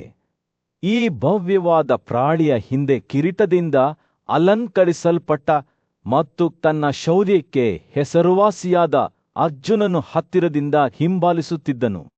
ಅವರು ಒಟ್ಟಾಗಿ ಕುರು ರಾಜಧಾನಿಯತ್ತ ಪ್ರಯಾಣ ಬೆಳೆಸಿದರು. ಅದೃಷ್ಟವಶಾತ್ ಅವರ ಮಾರ್ಗವು ಅವರನ್ನು ರಾಜಗೂಹ ನಗರಕ್ಕೆ ಕರೆದೊಯ್ಯಿತು. ಅಲ್ಲಿ ಸಹದೇವನ ವೀಯ ಮಗ ಮೇಘಸಾಂಧಿ ಬಹಳ ಉತ್ಸಾಹದಿಂದ ಆಳ್ವಿಕೆ ನಡೆಸಿದನು. ಕ್ಷತ್ರಿಯನಿಂದ ನಿರೀಕ್ಷಿಸಲಾದ ಕರ್ತವ್ಯಗಳನ್ನು ಗಮನಿಸಿ ಅವನು ಕುದುರೆ ಮತ್ತು ಅರ್ಜುನನಿಗೆ ಯುದ್ಧಕ್ಕೆ ಸವಾಲು ಹಾಕಿದನು. ಸಿದ್ಧವಾದ ತನ್ನ ರಥದೊಂದಿಗೆ ಬಿಲ್ಲು ಮತ್ತು ಬಾಣಗಳಿಂದ ಸಜ್ಜುಗೊಂಡಿದ್ದ ಮತ್ತು ತನ್ನ ನಿಷ್ಠಾವಂತ ಪರಿಚಾರಕರಿಂದ ಸುತ್ತುವರಿದ ಮೇಘಸಾಂಧಿ ಧನಂಜಯದ ಕಡೆಗೆ ಓಡಿದನು. ಉದ್ವೇಗಭರಿತ ಮನೋಭಾವದಿಂದ ಮತ್ತು ಯುದ್ಧದಲ್ಲಿ ಯಾವುದೇ ಕೌಶಲ್ಯವಿಲ್ಲದ ರಾಜಕುಮಾರನು ಉದ್ಗರಿಸಿದನು, ಓ ಭರತ, ನಿನ್ನ ಈ ಕುದುರೆಯು ಮಹಿಳೆಯರಿಂದ ಮಾತ್ರ ರಕ್ಷಿಸಲ್ಪಟ್ಟಿದೆ. ನಾನು ಕುದುರೆಯನ್ನು ತೆಗೆದುಕೊಂಡು ಹೋಗುತ್ತೇನೆ, ನೀನು ಅವನನ್ನು ಬಿಡುಗಡೆ ಮಾಡಲು ಪ್ರಯತ್ನಿಸುತ್ತೀಯಾ? ಅರ್ಜುನನು ತನ್ನ ಮುಖದ ಮೇಲೆ ನಗುವಿನೊಂದಿಗೆ ಉತ್ತರಿಸಿದನು, ನನಗೆ ಅಡ್ಡಿಪಡಿಸುವವನನ್ನು ವಿರೋಧಿಸುವುದು ನನ್ನ ಹಿರಿಯ ಸಹೋದರನು ನನ್ನ ಮೇಲೆ ಹಾಕಿದ ಪ್ರತಿಜ್ಞೆ. ನಿಸ್ಸಂದೇಹವಾಗಿ ಓ ರಾಜ, ಇದು ನಿನಗೆ ತಿಳಿದಿದೆ. ನೀನು ನನ್ನನ್ನು ಹೊಡೆಯುತ್ತೀಯಾ? ಏಕೆಂದರೆ ನನಗೆ ಕೋಪವಿಲ್ಲ. ಹೀಗೆ ಉದ್ದೇಶಿಸಿ ಮೇಘಸಾಂಧಿ ಅರ್ಜುನನ ಮೇಲೆ ಬಾಣಗಳ ದಾರಿಯನ್ನು ಹಾರಿಸಿದನು. ಇದನ್ನು ಇಂದ್ರನ ಮಳೆಯ ಸುವಿತಕ್ಕೆ ಹೋಲಿಸಿದನು. ಆದರೆ ಪಾಂಡುವಿನ ಮಗ ತನ್ನ ಅತ್ಯುತ್ತಮ ಬಿಲ್ಲು ಗಾಂಧಿವಾದಿಂದ ಪ್ರತಿ ಬಾಣವನ್ನು ಸುಲಭವಾಗಿ ತಿರುಗಿಸಿದನು. ಈ ಘಟನೆಗಳಿಂದ ಕೋಪಗೊಂಡ ಮೇಘಸಾಂಧಿ ಅರ್ಜುನರ ಧ್ವಜಕಾರು ಮತ್ತು ಪರಿಚಾರಕರನ್ನು ಗುರಿಯಾರಿಸಿಕೊಂಡು ಉರಿಯುತ್ತಿರುವ ಬಾಯಿಗಳಿಂದ ಹಾವುಗಳನ್ನು ಹೋಲುವ ಹೊಳೆಯುವ ಬಾಣಗಳನ್ನು ಹಾರಿಸಿದನು. ಆದರೂ ರಾಜಕುಮಾರನ ದೇಹವನ್ನು ಉಳಿಸಿಕೊಂಡು ಅರ್ಜುನನು ಈ ದಾಳಿಗಳಿಂದ ತಪ್ಪಿಸಿಕೊಳ್ಳುವುದನ್ನು ಮುಂದುವರಿಸಿದನೆರಡೂ ಕೈಗಳಿಂದ ತನ್ನ ಬಿಲ್ಲನ್ನು ಹೊಡೆಯುವ ಸಾಮರ್ಥ್ಯವನ್ನು ಹೊಂದಿದ್ದ ಪಾರ್ಥನು ಆಟವೊಂದರಲ್ಲಿ ಚೆಂಡುಗಳನ್ನು ತಿರುಗಿಸುವ ನುರಿತ ಆಟಗಾರನಂತೆ ಮೇಘಸಾಂಧಿಯ ಬಾಣಗಳನ್ನು ಹೊಡೆದಾಗ ನಂಬಲಾಗದ ಪರಾಕ್ರಮವನ್ನು ಪ್ರದರ್ಶಿಸಿದನು. ಮಗಧದ ರಾಜನು ತನ್ನ ಸ್ವಂತ ಸಾಮರ್ಥ್ಯದ ಬಗ್ಗೆ ವಿಶ್ವಾಸ ಹೊಂದಿ ಅರ್ಜುನನ ಮೇಲೆ ಬಾಣದ ನಂತರ ಬಾಣವನ್ನು ಹಾರಿಸುವುದನ್ನು ಮುಂದುವರಿಸಿದನು. ಆದರೆ ನಂತರದವರು ಗಾಯಗೊಳ್ಳದೆ ಉಳಿದ ಯುದ್ಧವು ಉಲ್ಬಣಗೊಳ್ಳುತ್ತಿದ್ದಂತೆ ಅರ್ಜುನನ ಕೋಪವು ಹೆಚ್ಚಾಯಿತು ಮತ್ತು ಅವನು ತನ್ನ ಬಿಲ್ಲನ್ನು ಬಹಳ ಬಲದಿಂದ ಎಳೆದನು. ರೇಜರ್ ತಲೆಯ ದಂಡದಿಂದ ಅವನು ಮೇಘಸಾಂಧಿಯ ಕುದುರೆಗಳನ್ನು ಕೊಂದು ತನ್ನ ರಥವನ್ನು ಹೊಡೆದನು. ನಂತರ ತ್ವರಿತಗತಿಯ ಚಲನೆಯಿಂದ ಅವನು ರಾಜಕುಮಾರನ ದೊಡ್ಡ ಮತ್ತು ಸುಂದರವಾದ ಬಿಲ್ಲನ್ನು ಕತ್ತರಿಸಿದನು. ನಂತರ ಅವನ ಚರ್ಮದ ಬೇಲಿಯನ್ನು ಕತ್ತರಿಸಿದನು. ಧ್ವಜ ಮತ್ತು ಅದರ ದಂಡೆಯನ್ನು ಕತ್ತರಿಸಿದ ಅರ್ಜುನನು ಅದನ್ನು ನೆಲಕ್ಕೆ ಬೀಳಿಸಿದನು. ತೀವ್ರವಾಗಿ ಬಳಲುತ್ತಿದ್ದ ಮತ್ತು ತನ್ನ ಕುದುರೆಗಳು, ಬಿಲ್ಲು ಮತ್ತು ಚಾಲಕರಿಂದ ವಂಚಿತರಾಗಿದ್ದ ಮೇಘಸಾಂಧಿ ಹೊಳೆಯುವ ಚಿನ್ನದಿಂದ ಅಲಂಕರಿಸಿದ ಗದೆಯನ್ನು ಎತ್ತಿಕೊಂಡು ಅರ್ಜುನನ ಕಡೆಗೆ ಧಾವಿಸಿದನು. ಕುಂತಿಯ ಮಗ ಅನೇಕ ದಂಡೆಗಳೊಂದಿಗೆ ಪ್ರಬಲ ನದಿಗಳು ಹರಿಯುವ ಮಗಧ ದೇಶದಲ್ಲಿ ರಾಜ ವೈಶಂಪಾಯನನು ಕುಂತಿಯ ಮಗ ಅರ್ಜುನನ ಮಹಾನ್ ಸಾಹಸಗಳ ಬಗ್ಗೆ ಹೇಳಿದನು. ಮಗಧದ ರಾಜನು ಅರ್ಜುನನ ಪರಾಕ್ರಮದಿಂದ ಪ್ರಭಾವಿತನಾಗಿ ತನ್ನ ರಥಕ್ಕೆ ಬಿಳಿ ಕುದುರೆಯನ್ನು ಜೋಡಿಸಿ ದಕ್ಷಿಣಕ್ಕೆ ಮುನ್ನಡೆಸಿದನು. ಎದ್ದದ ಕುದುರೆಯಿಂದ ಗುರುತಿಸಲಾದ ಪವಿತ್ರ ಮಾರ್ಗವನ್ನು ಅನುಸರಿಸುತ್ತಾ ಅರ್ಜುನನು ಚಡಿ ನಗರದ ಕಡೆಗೆ ತಿರುಗಿದನು. ಅದರ ಭವ್ಯ ಸೌಂದರ್ಯದಿಂದಾಗಿ ಸಿನ್ಪಿ ಎಂದು ಕರೆಯಲ್ಪಡುತ್ತದೆ ಛೇದಿಗೆ ಆಗಮಿಸಿದಾಗ ಅರ್ಜುನನು ತನ್ನ ಮಹಾನ್ ಶಕ್ತಿಗೆ ಹೆಸರುವಾಸಿಯಾಗಿದ್ದ ಶಿಶುಪಾಲನ ಮಗನಾದ ಸಾರಾಬನನ್ನು ಎದುರಿಸಿದನು. ಇಬ್ಬರು ಯುದ್ಧದಲ್ಲಿ ತೊಡಗಿದ್ದರು ಮತ್ತು ಸಾರಾಬನು ಶೌರ್ಯದಿಂದ ಹೋರಾಡಿದರೂ ಅವನು ಅಂತಿಮವಾಗಿ ಅರ್ಜುನನನ್ನು ಸರಿಯಾದ ಗೌರವಗಳೊಂದಿಗೆ ಪೂಜಿಸಿದನು. ಈ ಮುಖಾಮುಖಿಯೊಂದಿಗೆ ಅರ್ಜುನನು ಕಾಸಿಗಳು, ಅಂಗಗಳು, ಕೋಸಲರು, ಕಿರಾತರು ಮತ್ತು ತಂಗನಗಳ ಪ್ರದೇಶಗಳಿಗೆ ತನ್ನ ಪ್ರಯಾಣವನ್ನು ಮುಂದುವರೆಸಿದನು. ಅವನನ್ನು ಭೇಟಿಯಾದ ಎಲ್ಲರಿಂದ ಗೌರವವನ್ನು ಪಡೆದನು. ಅರ್ಜುನನು ಮತ್ತಷ್ಟು ದಕ್ಷಿಣಕ್ಕೆ ಪ್ರಯಾಣಿಸುತ್ತಿದ್ದಂತೆ ಸಾಟಿಯಿಲ್ಲದ ಶಕ್ತಿಯುಳ್ಳ ಪ್ರಬಲ ರಾಜನಾದ ಚಿತ್ರಾಂಗದನು ವಾಸಿಸುತ್ತಿದ್ದ ದಶರ್ಣ ಭೂಮಿಗೆ ಆಗಮಿಸಿದನು. ಈ ಇಬ್ಬರು ಪ್ರಬಲ ಯೋಧರ ನಡುವೆ ಭೀಕರ ಯುದ್ಧವು ನಡೆಯಿತು. ಅರ್ಜುನನು ವಿಜಯಶಾಲಿಯಾಗಿ ಹೊರಹೊಮ್ಮಿದನು.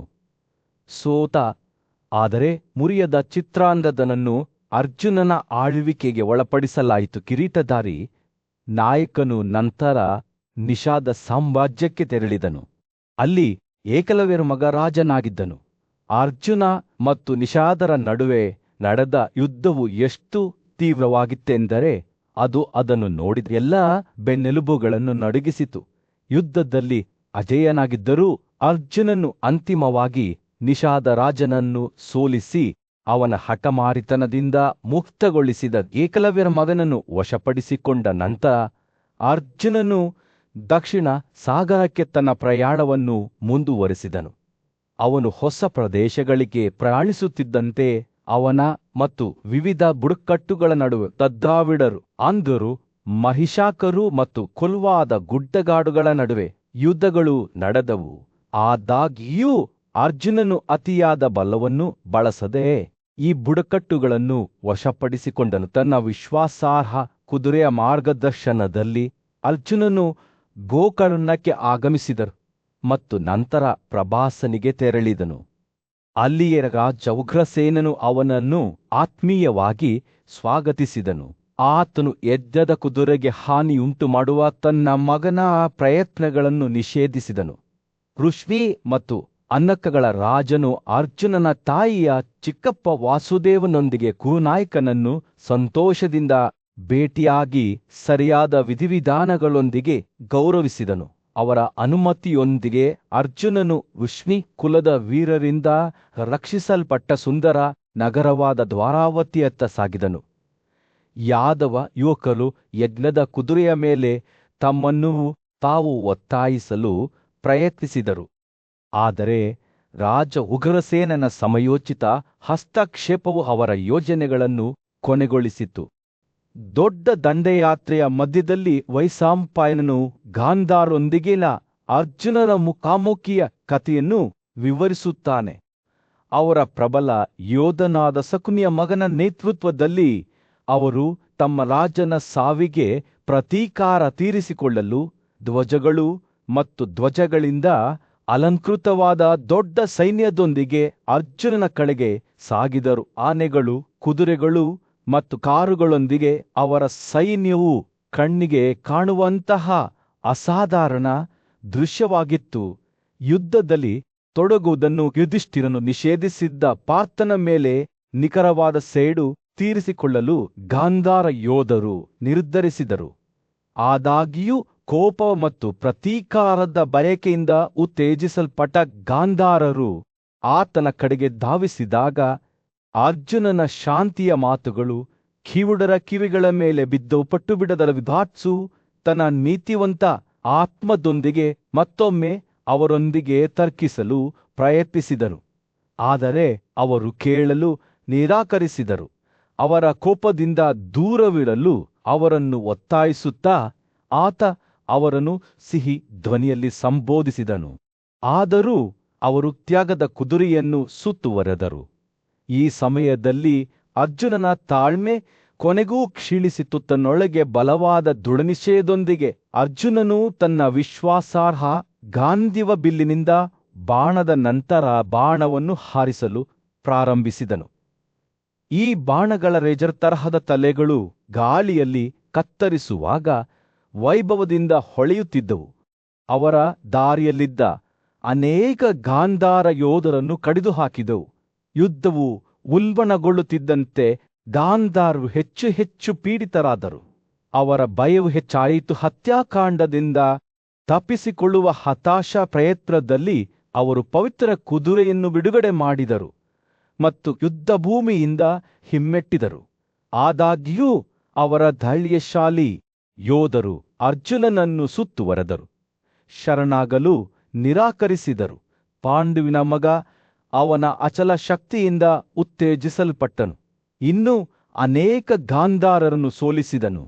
ಅವರು ಹೊಡೆದಾಗ ಪ್ರತಿಯೊಂದಕ್ಕೂ ಹೆಸರಿಟ್ಟನು. ಗಾಂಧಾರ ಸೈನ್ಯಕ್ಕಾಗಿ ಎಲ್ಲವೂ ಕಳೆದು ಹೋಗಿದೆ ಎಂದು ತೋರುತ್ತಿದ್ದಂತೆಯೇ ಅವರ ರಾಜ ಶಕುನಿಯ ಮಗ ಅರ್ಜುನನನ್ನು ಎದುರಿಸಲು ದೃಢ ನಿಶ್ಚಯದಿಂದ ಯುದ್ಧದಿಂದ ಹೊರಬಂದನು. ಯುದ್ಧದಲ್ಲಿ ತನ್ನ ಸಾಟಿಯಿಲ್ಲದ ಪರಾಕ್ರಮದಿಂದ ಕುರುನಾಯಕನು ಈ ದಾಳಿಯ ವಿರುದ್ಧ ದೃಢವಾಗಿ ನಿಂತನು. ಆದರೆ ಪಾರ್ಥನ ಬಲವನ್ನು ಸಹಿಸಲಾಗಲಿಲ್ಲ. ಗಾಂಧಾರರು ಆತನ ಸುತ್ತಲೂ ಬೀಳುವುದನ್ನು ಮುಂದುವರೆಸಿದಾಗ ಅವರ ತಾಯಿ ತನ್ನ ಮಗನ ಬಗ್ಗೆ ಭಯ ಮತ್ತು ಕಾಳಜಿಯಿಂದ ತುಂಬಿಕೊಂಡು ನಗರದಿಂದ ಹೊರಬಂದು ಅತ್ಯುತ್ತಮ ಅರ್ಪಣೆಯನ್ನು ಹೊತ್ತಳು.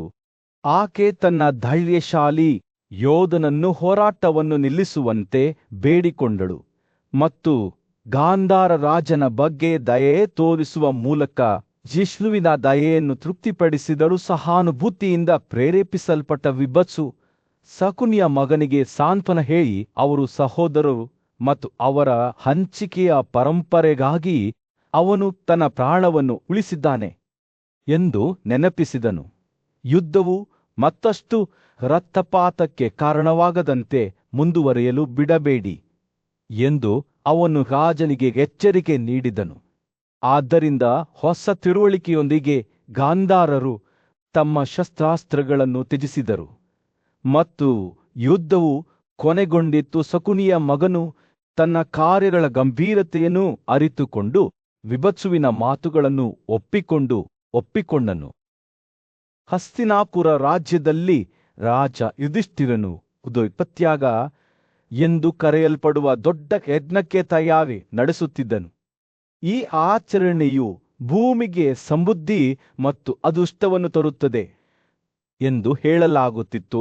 ರಾಜನು ಸಿದ್ಧತೆಗಳಲ್ಲಿ ನಿರತನಾಗಿದ್ದಾಗ ಅವನ ಸಹೋದರ ಅರ್ಜುನನು ಯಜ್ಞದ ಕುದುರೆಯೊಂದಿಗೆ ತನ್ನ ಪ್ರಯಾಣದಿಂದ ಮರಳಿದ್ದಾನೆ ಎಂಬ ಸುದ್ದಿ ಅವನಿಗೆ ಸಿಕ್ಕಿತು. ಈ ಸುದ್ದಿಯು ರಾಜನ ಹೃದಯಕ್ಕೆ ಅಪಾರ ಸಂತೋಷವನ್ನು ತಂದಿತು, ಏಕೆಂದರೆ ಇದರರ್ಥ ಯಜ್ಞದ ಸಮಯವು ಕೊನೆಗೂ ಬಂದಿತ್ತು. ಆತನು ತನ್ನ ಸಹೋದರರಾದ ಭೀಮನಕುಲ ಮತ್ತು ಸಹದೇವರಿಗೆ ಶುಭವಾರ್ತೆಯನ್ನು ತಿಳಿಸಲು ಕರೆದನು. ಯಜ್ಞಕ್ಕೆ ಸೂಕ್ತವಾದ ಸ್ಥಳವನ್ನು ಕಂಡುಕೊಳ್ಳುವಂತೆ ರಾಜನು ಭೀಮನಿಗೆ ಸೂಚನೆ ನೀಡಿದನು. ಅಲ್ಲಿ ಅವರು ಯಜ್ಞದ ಆವರಣವನ್ನು ಹಾಕಬಹುದು ಮತ್ತು ಕಟ್ಟಡಗಳನ್ನು ನಿರ್ಮಿಸಬಹುದು. ಪವಿತ್ರ ಮೈದಾನಗಳನ್ನು ನಿರ್ಮಿಸುವ ಮತ್ತು ದೇವಾಲಯಗಳನ್ನು ನಿರ್ಮಿಸುವ ಕಲೆಯಲ್ಲಿ ಪಾರಂಗತರಾಗಿದ್ದ ಭೀಮನು ದೊಡ್ಡ ಸಂಖ್ಯೆಯ ಜನರೊಂದಿಗೆ ಹೊರಟರು. ಅವರು ಪರಿಪೂರ್ಣ ಸ್ಥಳವನ್ನು ಹುಡುಕುತ್ತಾ ದೂರದವರೆಗೆ ಪ್ರಯಾಣಿಸಿದರು. ಅಂತಿಮವಾಗಿ ಅವರು ತಮ್ಮ ಅವಶ್ಯಕತೆಗಳನ್ನು ಪೂರೈಸುವ ಸುಂದರವಾದ ಪ್ರದೇಶವನ್ನು ಕಂಡುಕೊಂಡರು. ನಂತರ ರಾಜನ ಸಹೋದರನು ಅದನ್ನು ಅಳೆಯಲು ಮತ್ತು ಸಮತಟ್ಟಾಗಿಸಿ ಅದನ್ನು ಆಭರಣಗಳು, ರತ್ನಗಳು ಮತ್ತು ಚಿನ್ನದಿಂದ ಅಲಂಕರಿಸಿದನು. ಸಿದ್ಧತೆಗಳು ಪೂರ್ಣಗೊಳ್ಳುತ್ತಿದ್ದಂತೆ ರಾಜನು ಯಜ್ಞಕ್ಕೆ ಹಾಜರಾಗಲು ದೇಶದಾದ್ಯಂತದ ಮಹಾನ್ ರಾಜರನ್ನು ಆಹ್ವಾನಿಸಲು ದೂತರನ್ನು ಕಳುಹಿಸಿದನು. ಅನೇಕ ರಾಜರು ಆಹ್ವಾನಕ್ಕೆ ಪ್ರತಿಕ್ರಿಯಿಸಿದರು. ತಮ್ಮೊಂದಿಗೆ ಅಮೂಲ್ಯ ರತ್ನಗಳು, ಸ್ತ್ರೀ ಗುಲಾಮರು, ಕುದುರೆಗಳು ಮತ್ತು ಶಸ್ತ್ರಾಸ್ತ್ರಗಳನ್ನು ಉಡುಗೊರೆಯಾಗಿ ತಂದರು. ಅವಳ ಆಗಮನದ ಶಬ್ದವು ಗುಡುಗಿನಂತಿತ್ತು ಮತ್ತು ರಾಜ್ಯವು ಉತ್ಸಾಹದಿಂದ ತುಂಬಿತ್ತು. ಭರತಗಳ ಮುಖ್ಯಸ್ಥನಾದ ರಾಜ ಯುಧಿಷ್ಠಿರನು ತನ್ನ ಅತಿಥಿಗಳನ್ನು ತೆರೆದ ಕೈಗಳಿಂದ ಸ್ವಾಗತಿಸಿದನು. ದೇವರಿಗೆ ಸೂಕ್ತವಾದ ಆಹಾರ ಮತ್ತು ಪಾನೀಯಗಳ ಜೊತೆಗೆ ವಾಸಿಸಲು ಐಷಾರಾಮಿ ಮಂಟಪಗಳನ್ನು ನಿಯೋಜಿಸಿದನು. ರಾಜನು ಅವರ ಪ್ರಾಣಿಗಳಿಗೆ ಜೋಳಕಬ್ಬು ಮತ್ತು ಹಾಲು ತುಂಬಿದ ಅಶ್ವಶಾಲೆಗಳನ್ನು ಸಹ ಒದಗಿಸಿದನು. ಯಜ್ಞದ ದಿನ ಸಮೀಪಿಸುತ್ತಿದ್ದಂತೆ ಮುನಿಗಳು ಅಥವಾ ಕೃಷಿಗಳ ದೊಡ್ಡ ಸಮೂಹವು ತಮ್ಮ ಶಿಷ್ಯರೊಂದಿಗೆ ರಾಜ್ಯಕ್ಕೆ ಆಗಮಿಸಿತು. ರಾಜ ಯುಧಿಷ್ಠಿರನು ಅವರೆಲ್ಲರನ್ನೂ ಬಹಳ ಗೌರವದಿಂದ ಸ್ವಾಗತಿಸಿದನು. ಅವರು ನಿಗದಿಪಡಿಸಿದ ಮಂಟಪಗಳಿಗೆ ಅವರನ್ನು ಹಿಂಬಾಲಿಸಿದನು. ಸಿದ್ಧತೆಗಳು ಪೂರ್ಣಗೊಂಡ ನಂತರ ಯಂತ್ರಶಾಸ್ತ್ರಜ್ಞರು ಮತ್ತು ಎಂಜಿನಿಯರ್ಗಳು ಯಾಗಕ್ಕೆ ಎಲ್ಲವೂ ಸಿದ್ಧವಾಗಿದೆ ಎಂದು ರಾಜನಿಗೆ ತಿಳಿಸಿದರು. ತನ್ನ ಭವ್ಯವಾದ ದೃಷ್ಟಿ ಅಂತಿಮವಾಗಿ ಫಲಪ್ರದವಾಗಿದೆ ಎಂದು ಅರಿತುಕೊಂಡ ರಾಜನ ಸಂತೋಷಕ್ಕೆ ಯಾವುದೇ ಮಿತಿಯಿರಲಿಲ್ಲ. ಈ ದಿನವನ್ನು ತರಲು ಅವ್ಯರ್ಥವಾಗಿ ಶ್ರಮಿಸಿದ ತನ್ನ ಸಹೋದರರ ಸಾಧನೆ ಮತ್ತು ಹೆಮ್ಮೆಯಿಂದ ಅವನು ತುಂಬಿ ಹೋದರೂ ದೊಡ್ಡ ತ್ಯಾಗವು ಪ್ರಾರಂಭವಾಗುತ್ತಿದ್ದಂತೆ ಅನೇಕ ವಿದ್ವಾಂಸ ಉಪಭಾಷಾವಿದರು ತಾತ್ವಿಕ ಚರ್ಚೆಗಳಲ್ಲಿ ತೊಡಗಿಸಿಕೊಳ್ಳಲು ಒಟ್ಟುಗೂಡಿದರು. ತಮ್ಮ ವಾದಗಳಲ್ಲಿ ಒಬ್ಬರನ್ನೊಬ್ಬರು ಮೀರಿಸಲು ಉತ್ಸುಕರಾಗಿದ್ದರು. ಆಹ್ವಾನಿತ ರಾಜರು ಭವ್ಯವಾದ ಸಿದ್ಧತೆಗಳನ್ನು ನೋಡಿದರು. ದೇವರುಗಳು ಮಾಡಿದವುಗಳಿಗೆ ಪೈಪೋಟಿ ನೀಡಿದರು. ಅವರು ಚಿನ್ನದಿಂದ ಮಾಡಿದ ವಿಜಯೋತ್ಸವದ ಕಮಾನುಗಳ ಸಾಲುಗಳು, ಹಾಸಿಗೆಗಳು ಮತ್ತು ಅಮೂಲ್ಯವಾದ ಕಲ್ಲುಗಳಿಂದ ಅಲಂಕರಿಸಲ್ಪಟ್ಟ ಆಸನಗಳು ಮತ್ತು ವಿವಿಧ ಕ್ರೀಡೆಗಳಲ್ಲಿ ತೊಡಗಿರುವ ಪುರುಷರ ಗುಂಪನ್ನು ನೋಡಿದರು. ಆಹ್ವಾನಿತ ರಾಜರು ಆ ಯಜ್ಞದ ಪ್ರಮಾಣ ಮತ್ತು ವೈಭವದಿಂದ ಆಶ್ಚರ್ಯಚಕಿತರಾದರು. ಅದು ಶಾಶ್ವತವಾಗಿ ಚಾಚಿಕೊಂಡಂತೆ ತೋರುತ್ತಿತ್ತು. ಅವರು ಜಾಡಿಗಳು, ಪಾತ್ರೆಗಳು, ಕಡಾಯಿಗಳು, ಜಗ್ಗಳು ಮತ್ತು ಮುಚ್ಚಳೆಗಳನ್ನು ನೋಡಿದರು. ಇವೆಲ್ಲವೂ ಚಿನ್ನದಿಂದ ಮಾಡಲ್ಪಟ್ಟವು. ಜೊತೆಗೆ ಯಜ್ಞದ ದಂಡೆಗಳು. ಹಸ್ತಿನಾಪುರದ ಗದ್ದಲದ ಬೀದಿಗಳಲ್ಲಿ ಬೆಚ್ಚಗಿನ ಕಿತ್ತಳೆ ಬಣ್ಣದ ಹೊಳಪನ್ನು ಬೀರುತ್ತಾ ಸೂರ್ಯನು ರಾಜ್ಯದ ಮೇಲೆ ಮುಳುಗುತ್ತಿದ್ದನು. ಪಾಂಡುವಿನ ಮಗನಾದ ರಾಜ ಯುಧಿಷ್ಠಿರನು ತನ್ನ ಅರಮನೆಯ ಬಾಲ್ಕನಿಯಲ್ಲಿ ನಿಂತು ಕೆಳಗಿನ ದೃಶ್ಯವನ್ನು ಅವಲೋಕಿಸುತ್ತಿದ್ದನು. ತನ್ನ ತ್ಯಾಗಕ್ಕಾಗಿ ಆಗಮಿಸಿದ ಭೇಟಿ ನೀಡಿದ ರಾಜರಿಗೆ ಸರಿಯಾದ ಗೌರವಗಳನ್ನು ನೀಡುವುದನ್ನು ಖಚಿತಪಡಿಸಿಕೊಳ್ಳಲು ಅವನು ತನ್ನ ಪ್ರಬಲ ಸಹೋದರನಾದ ಭೀಮನನ್ನು ಉದ್ದೇಶಿಸಿ ಭಾಷಣವನ್ನು ಮುಗಿಸಿದ್ದನು. ಅವನು ಅರಮನೆಗೆ ಹಿಂತಿರುಗಿದಾಗ ಕೃಷ್ಣ ಎಂದು ಕರೆಯಲ್ಪಡುವ ಗೋವಿಂದನು ಋಷ್ಣಿಗಳು ಮತ್ತು ಅಂಧಕರೊಂದಿಗೆ ವಾಲದೇವ, ಯುಯುಧನ ಪ್ರದ್ಯುಮ್ನ ಗದ ನಿಸಾತ ಸಂವೋ ಮತ್ತು ಕೃತವರ್ಮನನ್ನು ಹೊಂದಿದ್ದನ್ನು ಕಂಡನು. ಭೀಮನು ತನ್ನ ಪ್ರಬಲ ಶಕ್ತಿಯಿಂದ ಅವರನ್ನು ಪೂಜ್ಯ ಭಾವದಿಂದ ಪೂಜಿಸಿದನು ಮತ್ತು ಅವರು ರತ್ನಗಳಿಂದ ಅಲಂಕರಿಸಲ್ಪಟ್ಟ ಅರಮನೆಗಳನ್ನು ಪ್ರವೇಶಿಸಿದರ ನಂತರ ಕೃಷ್ಣನು ಯುಧಿಷ್ಠಿರನೊಂದಿಗೆ ಅನೇಕ ಯುದ್ಧಗಳಿಂದ ದುರ್ಬಲಗೊಂಡ ಅರ್ಜುನನ ಬಗ್ಗೆ ಸಂಭಾಷಣೆ ನಡೆಸಿದನು. ಕೃಷ್ಣನು ತಾನು ದ್ವಾರಕನಿಂದ ಕಳುಹಿಸಿದ ಪ್ರತಿನಿಧಿಯ ಬಗ್ಗೆ ಹೇಳಿದನು. ಅವನು ಅರ್ಜುನನನ್ನು ನೋಡಿ, ರಾಜಕುಮಾರನು ಹತ್ತಿರದಲ್ಲಿದ್ದಾನೆ ಎಂದು ತಿಳಿಸಿದನು.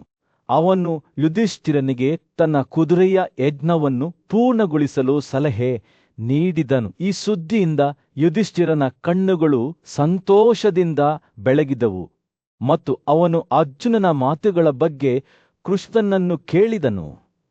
ಅರ್ಜುನನು ಯಜ್ಞಕ್ಕೆ ಅನೇಕ ರಾಜರು ಬರುತ್ತಾರೆ ಮತ್ತು ಅದಕ್ಕೆ ಅನುಗುಣವಾಗಿ ಅವರನ್ನು ಗೌರವಿಸಬೇಕು ಎಂದು ಕೃಷ್ಣನು ವಿವರಿಸಿದನು. ರಾಜಸೂಯ ಯಜ್ಞದ ಸಮಯದಲ್ಲಿ ಸಂಭವಿಸಿದಂತಹ ಹತ್ಯಾಕಾಂಡವನ್ನು ಯುಧಿಷ್ಠಿರನು ತಡೆಯಬೇಕು ಎಂದು ಆತ ಉಲ್ಲೇಖಿಸಿದನು. ಅವರು ಮಾತನಾಡುತ್ತಿರುವಾಗ ಪಾಂಚಾಲದ ರಾಜಕುಮಾರಿಯಾದ ದ್ರೌಪದಿ ಕೋಪದಿಂದ ತನ್ನ ಕಣ್ಣುಗಳಲ್ಲಿ ನೋಡಿದರು. ಏಕೆಂದರೆ ಅರ್ಜುನನಿಗೆ ಯಾವುದೇ ದೋಷವನ್ನು ಹೇಳಲಾಗಿದೆ ಎಂದು ಯೋಚಿಸಲು ಅವಳಿಗೆ ಸಾಧ್ಯವಾಗಲಿಲ್ಲ. ಆದಾಗ್ಯೂ ಅರ್ಜುನನ ಬಗೆಗಿನ ಅವಳ ಪ್ರೀತಿ ಮತ್ತು ಭಕ್ತಿಯನ್ನು ಕೃಷ್ಣನು ಅನುಮೋದಿಸಿದನು. ಏತನ್ಮಧ್ಯೆ ಭೀಮ ಮತ್ತು ಇತರ ಕುರುಗಳು ಅರ್ಜುನನ ವಿಜಯಗಳ ಬಗ್ಗೆ ಚರ್ಚಿಸುತ್ತಿದ್ದಾಗ ರಾಜಕುಮಾರನಿಂದಲೇ ಒಬ್ಬ ರಾಯಭಾರಿ ಆಗಮಿಸಿದನು. ಸಂದೇಶವಾಹಕನು ಗೌರವದಿಂದ ತಲೆ ಬಾಗಿದನು ಮತ್ತು ಅರ್ಜುನನು ಸುರಕ್ಷಿತವಾಗಿ ಬಂದಿದ್ದಾನೆ ಎಂದು ಯುಧಿಷ್ಠಿರನಿಗೆ ತಿಳಿಸಿದನು. ಈ ಸುದ್ದಿಯನ್ನು ಸ್ವೀಕರಿಸಿದ ರಾಜನ ಕಣ್ಣುಗಳಲ್ಲಿ ಸಂತೋಷದ ಕಣ್ಣೀರು ತುಂಬಿತು. 2ನೇ ದಿನ ಅರ್ಜುನನು ತನ್ನ ಕುದುರೆಯೊಂದಿಗೆ ರಾಜ್ಯವನ್ನು ಪ್ರವೇಶಿಸಿದಾಗ ದೊಡ್ಡ ಸದ್ದು ಕೇಳಿಸಿತು. ಗೊರಸುಗಳಿಂದ ಮೇಲೇರಿದ ಧೂಳು ಆಕಾಶದ ಕುದುರೆ ಉಚ್ಚೈಶ್ರವರಂತೆ ಸುಂದರವಾಗಿ ಕಾಣುತ್ತಿತ್ತು. ಅವನು ಅರಮನೆಯ ಕಡೆಗೆ ನಡೆಯುತ್ತಿದ್ದಾಗ ನಾಗರಿಕರು ಅವನನ್ನು ಹರ್ಷೋದ್ಗಾರದ ಮಾತುಗಳಿಂದ ಶಾರಿಸಿದರು. ಕುದುರೆಯು ಇಡೀ ಭೂಮಿಯ ಮೇಲೆ ಅಲೆದಾಡುವಂತೆ ಮಾಡಿದ ಮತ್ತು ಯುದ್ಧದಲ್ಲಿ ಎಲ್ಲಾ ರಾಜರನ್ನು ಸೋಲಿಸಿದ ಅವನ ಸಾಧನೆಯನ್ನು ಶಾರಿಸಿದರು. ಅರ್ಜುನನು ತನ್ನ ಸಹೋದರವಾದ ಕೃಷ ಮತ್ತು ಅವರ ಮಿತ್ರರಿಂದ ಸುತ್ತುವರಿದ ಯಜ್ಞದ ಆವರಣವನ್ನು ಪ್ರವೇಶಿಸಿದನು. ಯುಧಿಷ್ಠಿರನು ಅವನನ್ನು ಸ್ವಾಗತಿಸಿದನು.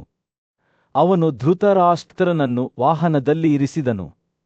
ನಂತರ ಕೃಷ್ಣ, ಭೀಮ ಮತ್ತು ಇತರರು ಅರ್ಜುನನು ತನ್ನ ತಂದೆಯ ಪಾದಗಳಿಗೆ, ನಂತರ ಯುಧಿಷ್ಠಿರನ ಪಾದಗಳಿಗೆ ನಮಸ್ಕರಿಸಿದನು ಮತ್ತು ಅಂತಿಮವಾಗಿ ಪೂಜಿಸಿದನು.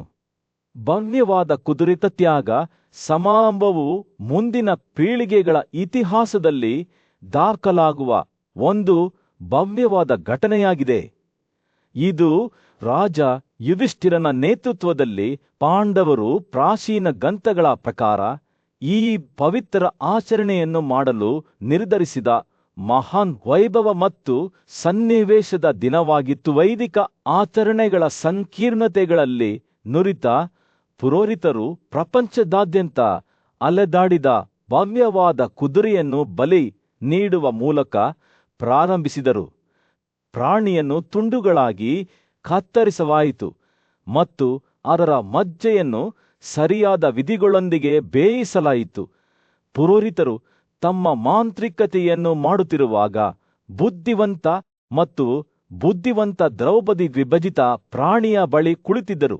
ಅಡುಗೆ ಮಾಂಸದ ಸುವಾಸನೆಯು ಶುದ್ಧೀಕರಣ ಮತ್ತು ನವೀಕರಣದ ಪ್ರಬಲ ಸಂಕೇತವಾದ ಗಾಳಿಯಲ್ಲಿ ಬೀಸುತ್ತಿತ್ತು. ಯಜ್ಞವು ಮುಂದುವರೆದಂತೆ ರಾಜ ಯುಧಿಷ್ಠಿರ ಮತ್ತು ಅವನ ಸಹೋದರರಾದ ಅರ್ಜುನ, ಭೀಮ, ನಕುಲ ಮತ್ತು ಸಹದೇವನು ಯಜ್ಞದ ಬೆಂಕಿಯ ಹತ್ತಿರ ಬಂದರು.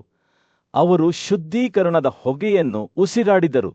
ಅವರ ಮನಸ್ಸುಗಳು ಆಚರಣೆಯ ಬಗ್ಗೆ ಭಕ್ತಿ ಮತ್ತು ಗೌರವದಿಂದ ತುಂಬಿದವು. ನಂತರ ಪುರೋಹಿತರು ಕುದುರೆಯ ಉಳಿದ ಅಂಗಗಳನ್ನು ಜ್ವಾಲೆಯೊಳಗೆ ಸುರಿಯುತ್ತಾರೆ, ಯಜ್ಞವನ್ನು ಪೂರ್ಣಗೊಳಿಸುತ್ತಾರೆ. ಪವಿತ್ರ ಗ್ರಂಥಗಳ ಲೇಖಕನಾದ ಪ್ರಖ್ಯಾತ ವ್ಯಾಸನು ರಾಜ ಯುಧಿಷ್ಠಿರನು ಈ ಆಚರಣೆಗೆ ಮಾಡಿದ ಸಮರ್ಪಣೆಯನ್ನು ಶಾರಿಸಿದನು. ಔದಾರ್ಯದ ಸಂಕೇತವಾಗಿ ರಾಜನು 1,000 ಕೋಟಿ ಚಿನ್ನದ ನಿಷ್ಕಾಗಳನ್ನು ಬ್ರಾಹ್ಮಣರಿಗೆ ನೀಡಿದನು ಮತ್ತು ಇಡೀ ಭೂಮಿಯನ್ನು ತನ್ನ ಮಾವ ವ್ಯಾಸನಿಗೆ ಉಡುಗೊರೆಯಾಗಿ ನೀಡಿದನು. ಆದಾಗ್ಯೂ ವ್ಯಾಸನು ಭೂಮಿಯನ್ನು ಯುಧಿಷ್ಠಿರನಿಗೆ ಹಿಂದಿರುಗಿಸಿದಾಗ ರಾಜನು ಅದನ್ನು ಸ್ವೀಕರಿಸಲು ನಿರಾಕರಿಸಿದನು. ಕುದುರೆತ ತ್ಯಾಗಕ್ಕೆ ನಿಗದಿಪಡಿಸಿದ ದಕ್ಷಿಣವು ನಿಜವಾಗಿಯೂ ಭೂಮಿಯೇ ಎಂದು ಹೇಳಿದನು. ಅವನು ಚತುರ್ಭುಜ ಯಜ್ಞದ ಸಂಪ್ರದಾಯವನ್ನು ಅನುಸರಿಸಿ ಭೂಮಿಯನ್ನು ತಮ್ಮೊಳಗೆ ಹಂಚಿಕೊಳ್ಳಲು ಬ್ರಾಹ್ಮಣರನ್ನು ಆಹ್ವಾನಿಸಿದನು. ರಾಜನ ಸಹೋದರರು ಮತ್ತು ದ್ರೌಪದಿ ಅವನ ನಿರ್ಧಾರಕ್ಕೆ ಸಮ್ಮತಿಸಿದರು. ಯುಧಿಷ್ಠಿರನ ನಿಸ್ವಾರ್ಥ ಭಾವದ ಸುದ್ದಿ ಸಭೆಯಾದ್ಯಂತ ಆಘಾತದ ಅಲೆಗಳನ್ನು ಕಳುಹಿಸಿತು. ಒಂದು ಅದೃಶ್ಯ ಧ್ವನಿಯು ಆಕಾಶದಲ್ಲಿ ಪ್ರತಿಧ್ವನಿಸಿತು. ಅತ್ಯುತ್ತಮ ಬ್ರಾಹ್ಮಣರ ಅನುಮೋದನೆಯ ಗೊಣಗಾಟಗಳು ಗಾಳಿಯನ್ನು ತುಂಬಿದವು. ದ್ವೀಪದಲ್ಲಿ ಜನಿಸಿದ ಋಷಿ ಕೃಷ್ಣನು ಯುಧಿಷ್ಠಿರನ ಔದಾರ್ಯದಿಂದ ಸಂತೋಷಗೊಂಡನು ಮತ್ತು ಅವನ ನಿಸ್ವಾರ್ಥತೆಗಾಗಿ ಅವನನ್ನು ಹೊಗಳಿದನು. ಅವನು ಪಾಂಡವರ ಪರವಾಗಿ ಭೂಮಿಯನ್ನು ಸ್ವೀಕರಿಸಿದನು, ಆದರೆ ನಂತರ ಅದನ್ನು ಯುಧಿಷ್ಠಿರನಿಗೆ ಹಿಂದಿರುಗಿಸಿದನು. ಬದಲಿಗೆ ರಾಜನು ಬ್ರಾಹ್ಮಣರಿಗೆ ಚಿನ್ನವನ್ನು ನೀಡಬೇಕೆಂದು ಹೇಳಿದನು. ಯುಧಿಷ್ಠಿರನು ಭಕ್ತಿಯಿಂದ ತುಂಬಿದ ಹೃದಯದಿಂದ ಕೋಟ್ಯಂತರ ಚಿನ್ನದ ನಾಣ್ಯಗಳನ್ನು ನೀಡಿ ಕುದುರೆತ ತ್ಯಾಗಕ್ಕಾಗಿ ನಿಗದಿಪಡಿಸಿದ ದಕ್ಷಿಣವನ್ನು 3 ಪಟ್ಟು ಹೆಚ್ಚಿಸಿದನು. ಆ ಸಂಪತ್ತನ್ನು ಬ್ರಾಹ್ಮಣರಿಗೆ ಹಂಚಲಾಯಿತು. ಅವರು ತಮ್ಮ ಅದೃಷ್ಟದಿಂದ ಸಂತೋಷಪಟ್ಟರು. ಉಳಿದ ಸಂಪತ್ತನ್ನು ಹಂಚಿದ ನಂತರ ಪಾಂಡವರು ಒಟ್ಟುಗೂಡಿದ ರಾಜರನ್ನು ವಜಾಗೊಳಿಸಿದರು ಮತ್ತು ಆಚರಣೆಯು ಮುಕ್ತಾಯಗೊಂಡಿತು. ಭವ್ಯ ಸಮಾರಂಭವು ಕೊನೆಗೊಳ್ಳುತ್ತಿದ್ದಂತೆ ರಾಜ ಯುಧಿಷ್ಠಿರನು ಔದಾರ್ಯದ ಪ್ರತಿರೂಪವಾಗಿ ಹೊರಹೊಮ್ಮಿದನು. ಅವನ ಹೃದಯವು ನೀಡುವ ಸಂತೋಷದಿಂದ ತುಂಬಿತ್ತು. ತ್ಯಾಗವು ಒಂದು ಒಡಂಬಡಿಕೆಯಾಗಿತ್ತು. ದೊಡ್ಡ ಕುದುರೆ ಯಜ್ಞದ ನಡುವೆಯೇ ರಾಜ ಜನಮೇಜಯನು ವೈಶಂಪಾಯನನಿಂದ ಆಶ್ಚರ್ಯಕರವಾದ ಕಥೆಯನ್ನು ಕೇಳಲು ಪ್ರಯತ್ನಿಸಿದನು. ಹಿಂದೆ ಇದೇ ರೀತಿಯ ಯಜ್ಞದ ಸಮಯದಲ್ಲಿ ನಡೆದ ಅಸಾಧಾರಣ ಘಟನೆಯನ್ನು ವಿವರಿಸಲು ಪ್ರಾರಂಭಿಸಿದಾಗ ಋಷಿಯ ಕಣ್ಣುಗಳು ಹೊಳೆಯುತ್ತಿದ್ದವು. ಬ್ರಾಹ್ಮಣರು ಸಂಬಂಧಿಕರು ತಮ್ಮ ಹಕ್ಕಿನ ಪಾಲುಗಳಿಂದ ತೃಪ್ತರಾದ ನಂತರ ಭವ್ಯವಾದ ನೀಲಿ ಕಣ್ಣಿನ ಮುಂಬುಸಿ ದೃಶ್ಯದಲ್ಲಿ ಕಾಣಿಸಿಕೊಂಡಿತು ಎಂದು ಹೇಳಲಾಗುತ್ತದೆ. ಅವನ ದೇಹವು ಒಂದು ಬದಿಯಲ್ಲಿ ಚಿನ್ನದಿಂದ ಹೊಳೆಯಿತು ಮತ್ತು ಅವನ ಧ್ವನಿಯು ಗುಡುಗುಗಳಂತೆ ಕೂಡಿತು. ಈ ದೊಡ್ಡ ತ್ಯಾಗವು ಕುರುಕ್ಷೇತ್ರದಲ್ಲಿ ಉನ್ನತ ಪ್ರತಿಜ್ಞೆಯನ್ನು ಆಚರಿಸುವ ಉದಾರ ಬ್ರಾಹ್ಮಣನು ನೀಡಿದ ಪುಡಿ ಬಾಲ್ಯ ಪ್ರಸಾದಕ್ಕೆ ಸಮನಾಗಿಲ್ಲ. ಬ್ರಾಹ್ಮಣರ ಸಭೆಯು ಮಂಬೂಸ್ನ ಮಾತುಗಳಿಂದ ದಿಗ್ಭ್ರಮೆಗೊಂಡಿತು. ಅವರು ಕುತೂಹಲದಿಂದ ಆತನ ಬಳಿಗೆ ಬಂದು ಆತನ ಮೂಲ ಶಕ್ತಿಗಳು ಮತ್ತು ಬುದ್ಧಿವಂತಿಕೆಯ ಬಗ್ಗೆ ಕೇಳಿದರು. ಮಂಗೂಸ್ ಮುಗುಳ್ನಕ್ಕಿತು. ಅವನ ಕಣ್ಣುಗಳು ಆಕಾಶದ ಬೆಳಕಿನಿಂದ ಹೊಳೆಯುತ್ತಿದ್ದವು. ಅವರು ತಮ್ಮ ತಿಳುವಳಿಕೆಯನ್ನು ಶಾಶ್ವತವಾಗಿ ಬದಲಾಯಿಸುವ ಕಥೆಯನ್ನು ಹೇಳಲು ಪ್ರಾರಂಭಿಸಿದಾಗ ಪುಣ್ಯವಂತರು ವಾಸಿಸುತ್ತಿದ್ದ ಕುರುಕ್ಷೇತ್ರ ದೇಶದಲ್ಲಿ ದಿನಗಳು ಕಳೆದಂತೆ ಅವರ ಹಸಿವು ಹೆಚ್ಚಾಯಿತು. ಆದರೆ ಅವರು ತಮ್ಮ ತಪಸ್ಸಿನಲ್ಲಿ ಪಟ್ಟು ಹಿಡಿದರು. ಒಂದು ದಿನ ತಿಂಗಳುಗಳ ನೋವಿನ ನಂತರ ಬ್ರಾಹ್ಮಣನು ಬಾಲ್ಯ ಪ್ರಸಾದವನ್ನು ಸಂಗ್ರಹಿಸುವಲ್ಲಿ ಯಶಸ್ವಿಯಾದನು. ಆದ್ದರಿಂದ ಅವನು ತನಗಾಗಿ ಮತ್ತು ತನ್ನ ಕುಟುಂಬಕ್ಕಾಗಿ ಶಕ್ತಿಯನ್ನು ಮಾಡಿದನು. ಅವರು ತಿನ್ನಲು ಕುಳಿತುಕೊಳ್ಳುತ್ತಿದ್ದಂತೆಯೇ ದಳ್ಳಿದ ಅತಿಥಿಯು ಅವರ ಬಾಗಿಲಲ್ಲಿ ಕಾಣಿಸಿಕೊಂಡನು. ಬ್ರಾಹ್ಮಣರು ಅವನನ್ನು ತೆರೆದ ಹೃದಯದಿಂದ ಸ್ವಾಗತಿಸಿ ಅವನ ಪಾದಗಳನ್ನು ತೊಳೆಯಲು ಅರ್ಘ್ಯ, ಆಸನಕ್ಕೆ ಕುಶಹುಲ್ಲು ಮತ್ತು ಕಾನೂನುಬದ್ಧ ವಿಧಾನಗಳಿಂದ ಪಡೆದ ಶುದ್ಧ ಶಕ್ತಿಯನ್ನು ಅರ್ಪಿಸಿದರು. ಅತಿಥಿಯು ಉಡುಗೊರೆಯನ್ನು ಸ್ವೀಕರಿಸಿದನು, ಆದರೆ ಅವನ ಹಸಿವು ಅಪೂರ್ಣವಾಗಿತ್ತು. ಸಹಾನುಭೂತಿಯಿಂದ ಪ್ರೇರೇಪಿಸಲ್ಪಟ್ಟ ಬ್ರಾಹ್ಮಣನ ಹೆಂಡತಿಯು ತನ್ನ ಪಾಲನ್ನು ಅತಿಥಿಗೆ ನೀಡುವಂತೆ ಸಲಹೆ ನೀಡಿದಳು. ಆದ್ದರಿಂದ ಅವನು ತೃಪ್ತನಾಗಿರಬಹುದು. ಅತಿಥಿಯು ನೀಡಿದ ಬಾಲಿಯನ್ನು ತಿನ್ನುತ್ತಿದ್ದಾಗ ಅವನ ಹಸಿವು ಇನ್ನೂ ಶಮನವಾಗಲಿಲ್ಲ. ಆಗ ಬ್ರಾಹ್ಮಣನು ತನ್ನ ಸ್ವಂತ ತ್ಯಾಗವು ಶುದ್ಧ ಉದ್ದೇಶಗಳೊಂದಿಗೆ ಪುಡಿ ಮಾಡಿದ ಬಾಲ್ಯ ಪ್ರಸಾದವನ್ನು ನೀಡಿದ ಉದಾರ ಬ್ರಾಹ್ಮಣನ ನಿಸ್ವಾರ್ಥ ಕೃತ್ಯಕ್ಕೆ ಹೋಲಿಸಿದರೆ ಕಡಿಮೆಯಾಗಿದೆ ಎಂದು ಅರಿತುಕೊಂಡನು. ಈ ಸಾಕ್ಷಾತ್ಕಾರದಿಂದ ಪ್ರೇರೇಪಿಸಲ್ಪಟ್ಟ ಮುಂಬುಸಿ ದೇಹದ ಅದ ಭಾಗವು ಚಿನ್ನವಾಗಿ ಮಾರ್ಪಟ್ಟಿತ್ತು. ಮಂಗೂಸ್ ತನ್ನ ಕಥೆಯನ್ನು ಮುಕ್ತಾಯಗೊಳಿಸಿದಾಗ ಬ್ರಾಹ್ಮಣರ ಸಭೆಯು ಶ್ರದ್ಧೆಯಿಂದ ಆಲಿಸಿತು. ಅವರ ಮನಸ್ಸುಗಳು ಕಥೆಯ ಗಾತ್ರದಿಂದ ತತ್ತರಿಸಿದವು. ನಿಜವಾದ ತ್ಯಾಗವು ಭವ್ಯವಾದ ಸನ್ನೆಗಳಲ್ಲಿ ಅಲ್ಲ, ಆದರೆ ಒಳಗೊಂಡಿರುವ ಎಲ್ಲಾ ಜೀವಿಗಳ ಹೃದಯಗಳನ್ನು ಸ್ಪರ್ಶಿಸಿದ ದಯೆ ಮತ್ತು ಸಹಾನುಭೂತಿಯ ನಿಸ್ವಾರ್ಥ ಕ್ರಿಯೆಗಳಲ್ಲಿ ಅಡಗಿದೆ ಎಂದು ಅವರು ಅರಿತುಕೊಂಡರು. ಮಂಬೂಸ್ನ ಮಾತುಗಳು ಗಾಳಿಯಲ್ಲಿ ತೇಲುತ್ತಿದ್ದವು. ಇದು ಭಕ್ತಿ, ದಾನ ಮತ್ತು ಪ್ರೀತಿಯ ಪರಿವರ್ತಕ ಶಕ್ತಿಯನ್ನು ನೆನಪಿಸುತ್ತದೆ. ಬುದ್ಧಿವಂತ ರಾಜನಾದ ಜನಮೇಜಯನು ಚಿಂತನೆಯಲ್ಲಿ ಕುಳಿತಾಗ ಹಸ್ತಿನಾಪುರ ರಾಜ್ಯದ ಮೇಲೆ ಸೂರ್ಯನು ಮುಳುಗುತ್ತಿದ್ದನು. ಅವನು ಯಜ್ಞದ ಸ್ವರೂಪ ಮತ್ತು ಅದರ ಪ್ರತಿಫಲಗಳ ಬಗ್ಗೆ ಯೋಚಿಸಿದನು.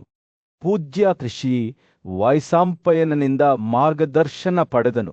ಓ ಶಕ್ತಿಶಾಲಿ ಋಷಿ, ಜನಮೇಜಯನು ಹೇಳಿದ್ದನು, ರಾಜರು ತ್ಯಾಗಕ್ಕೆ ಅಂಟಿಕೊಂಡಿದ್ದಾರೆ.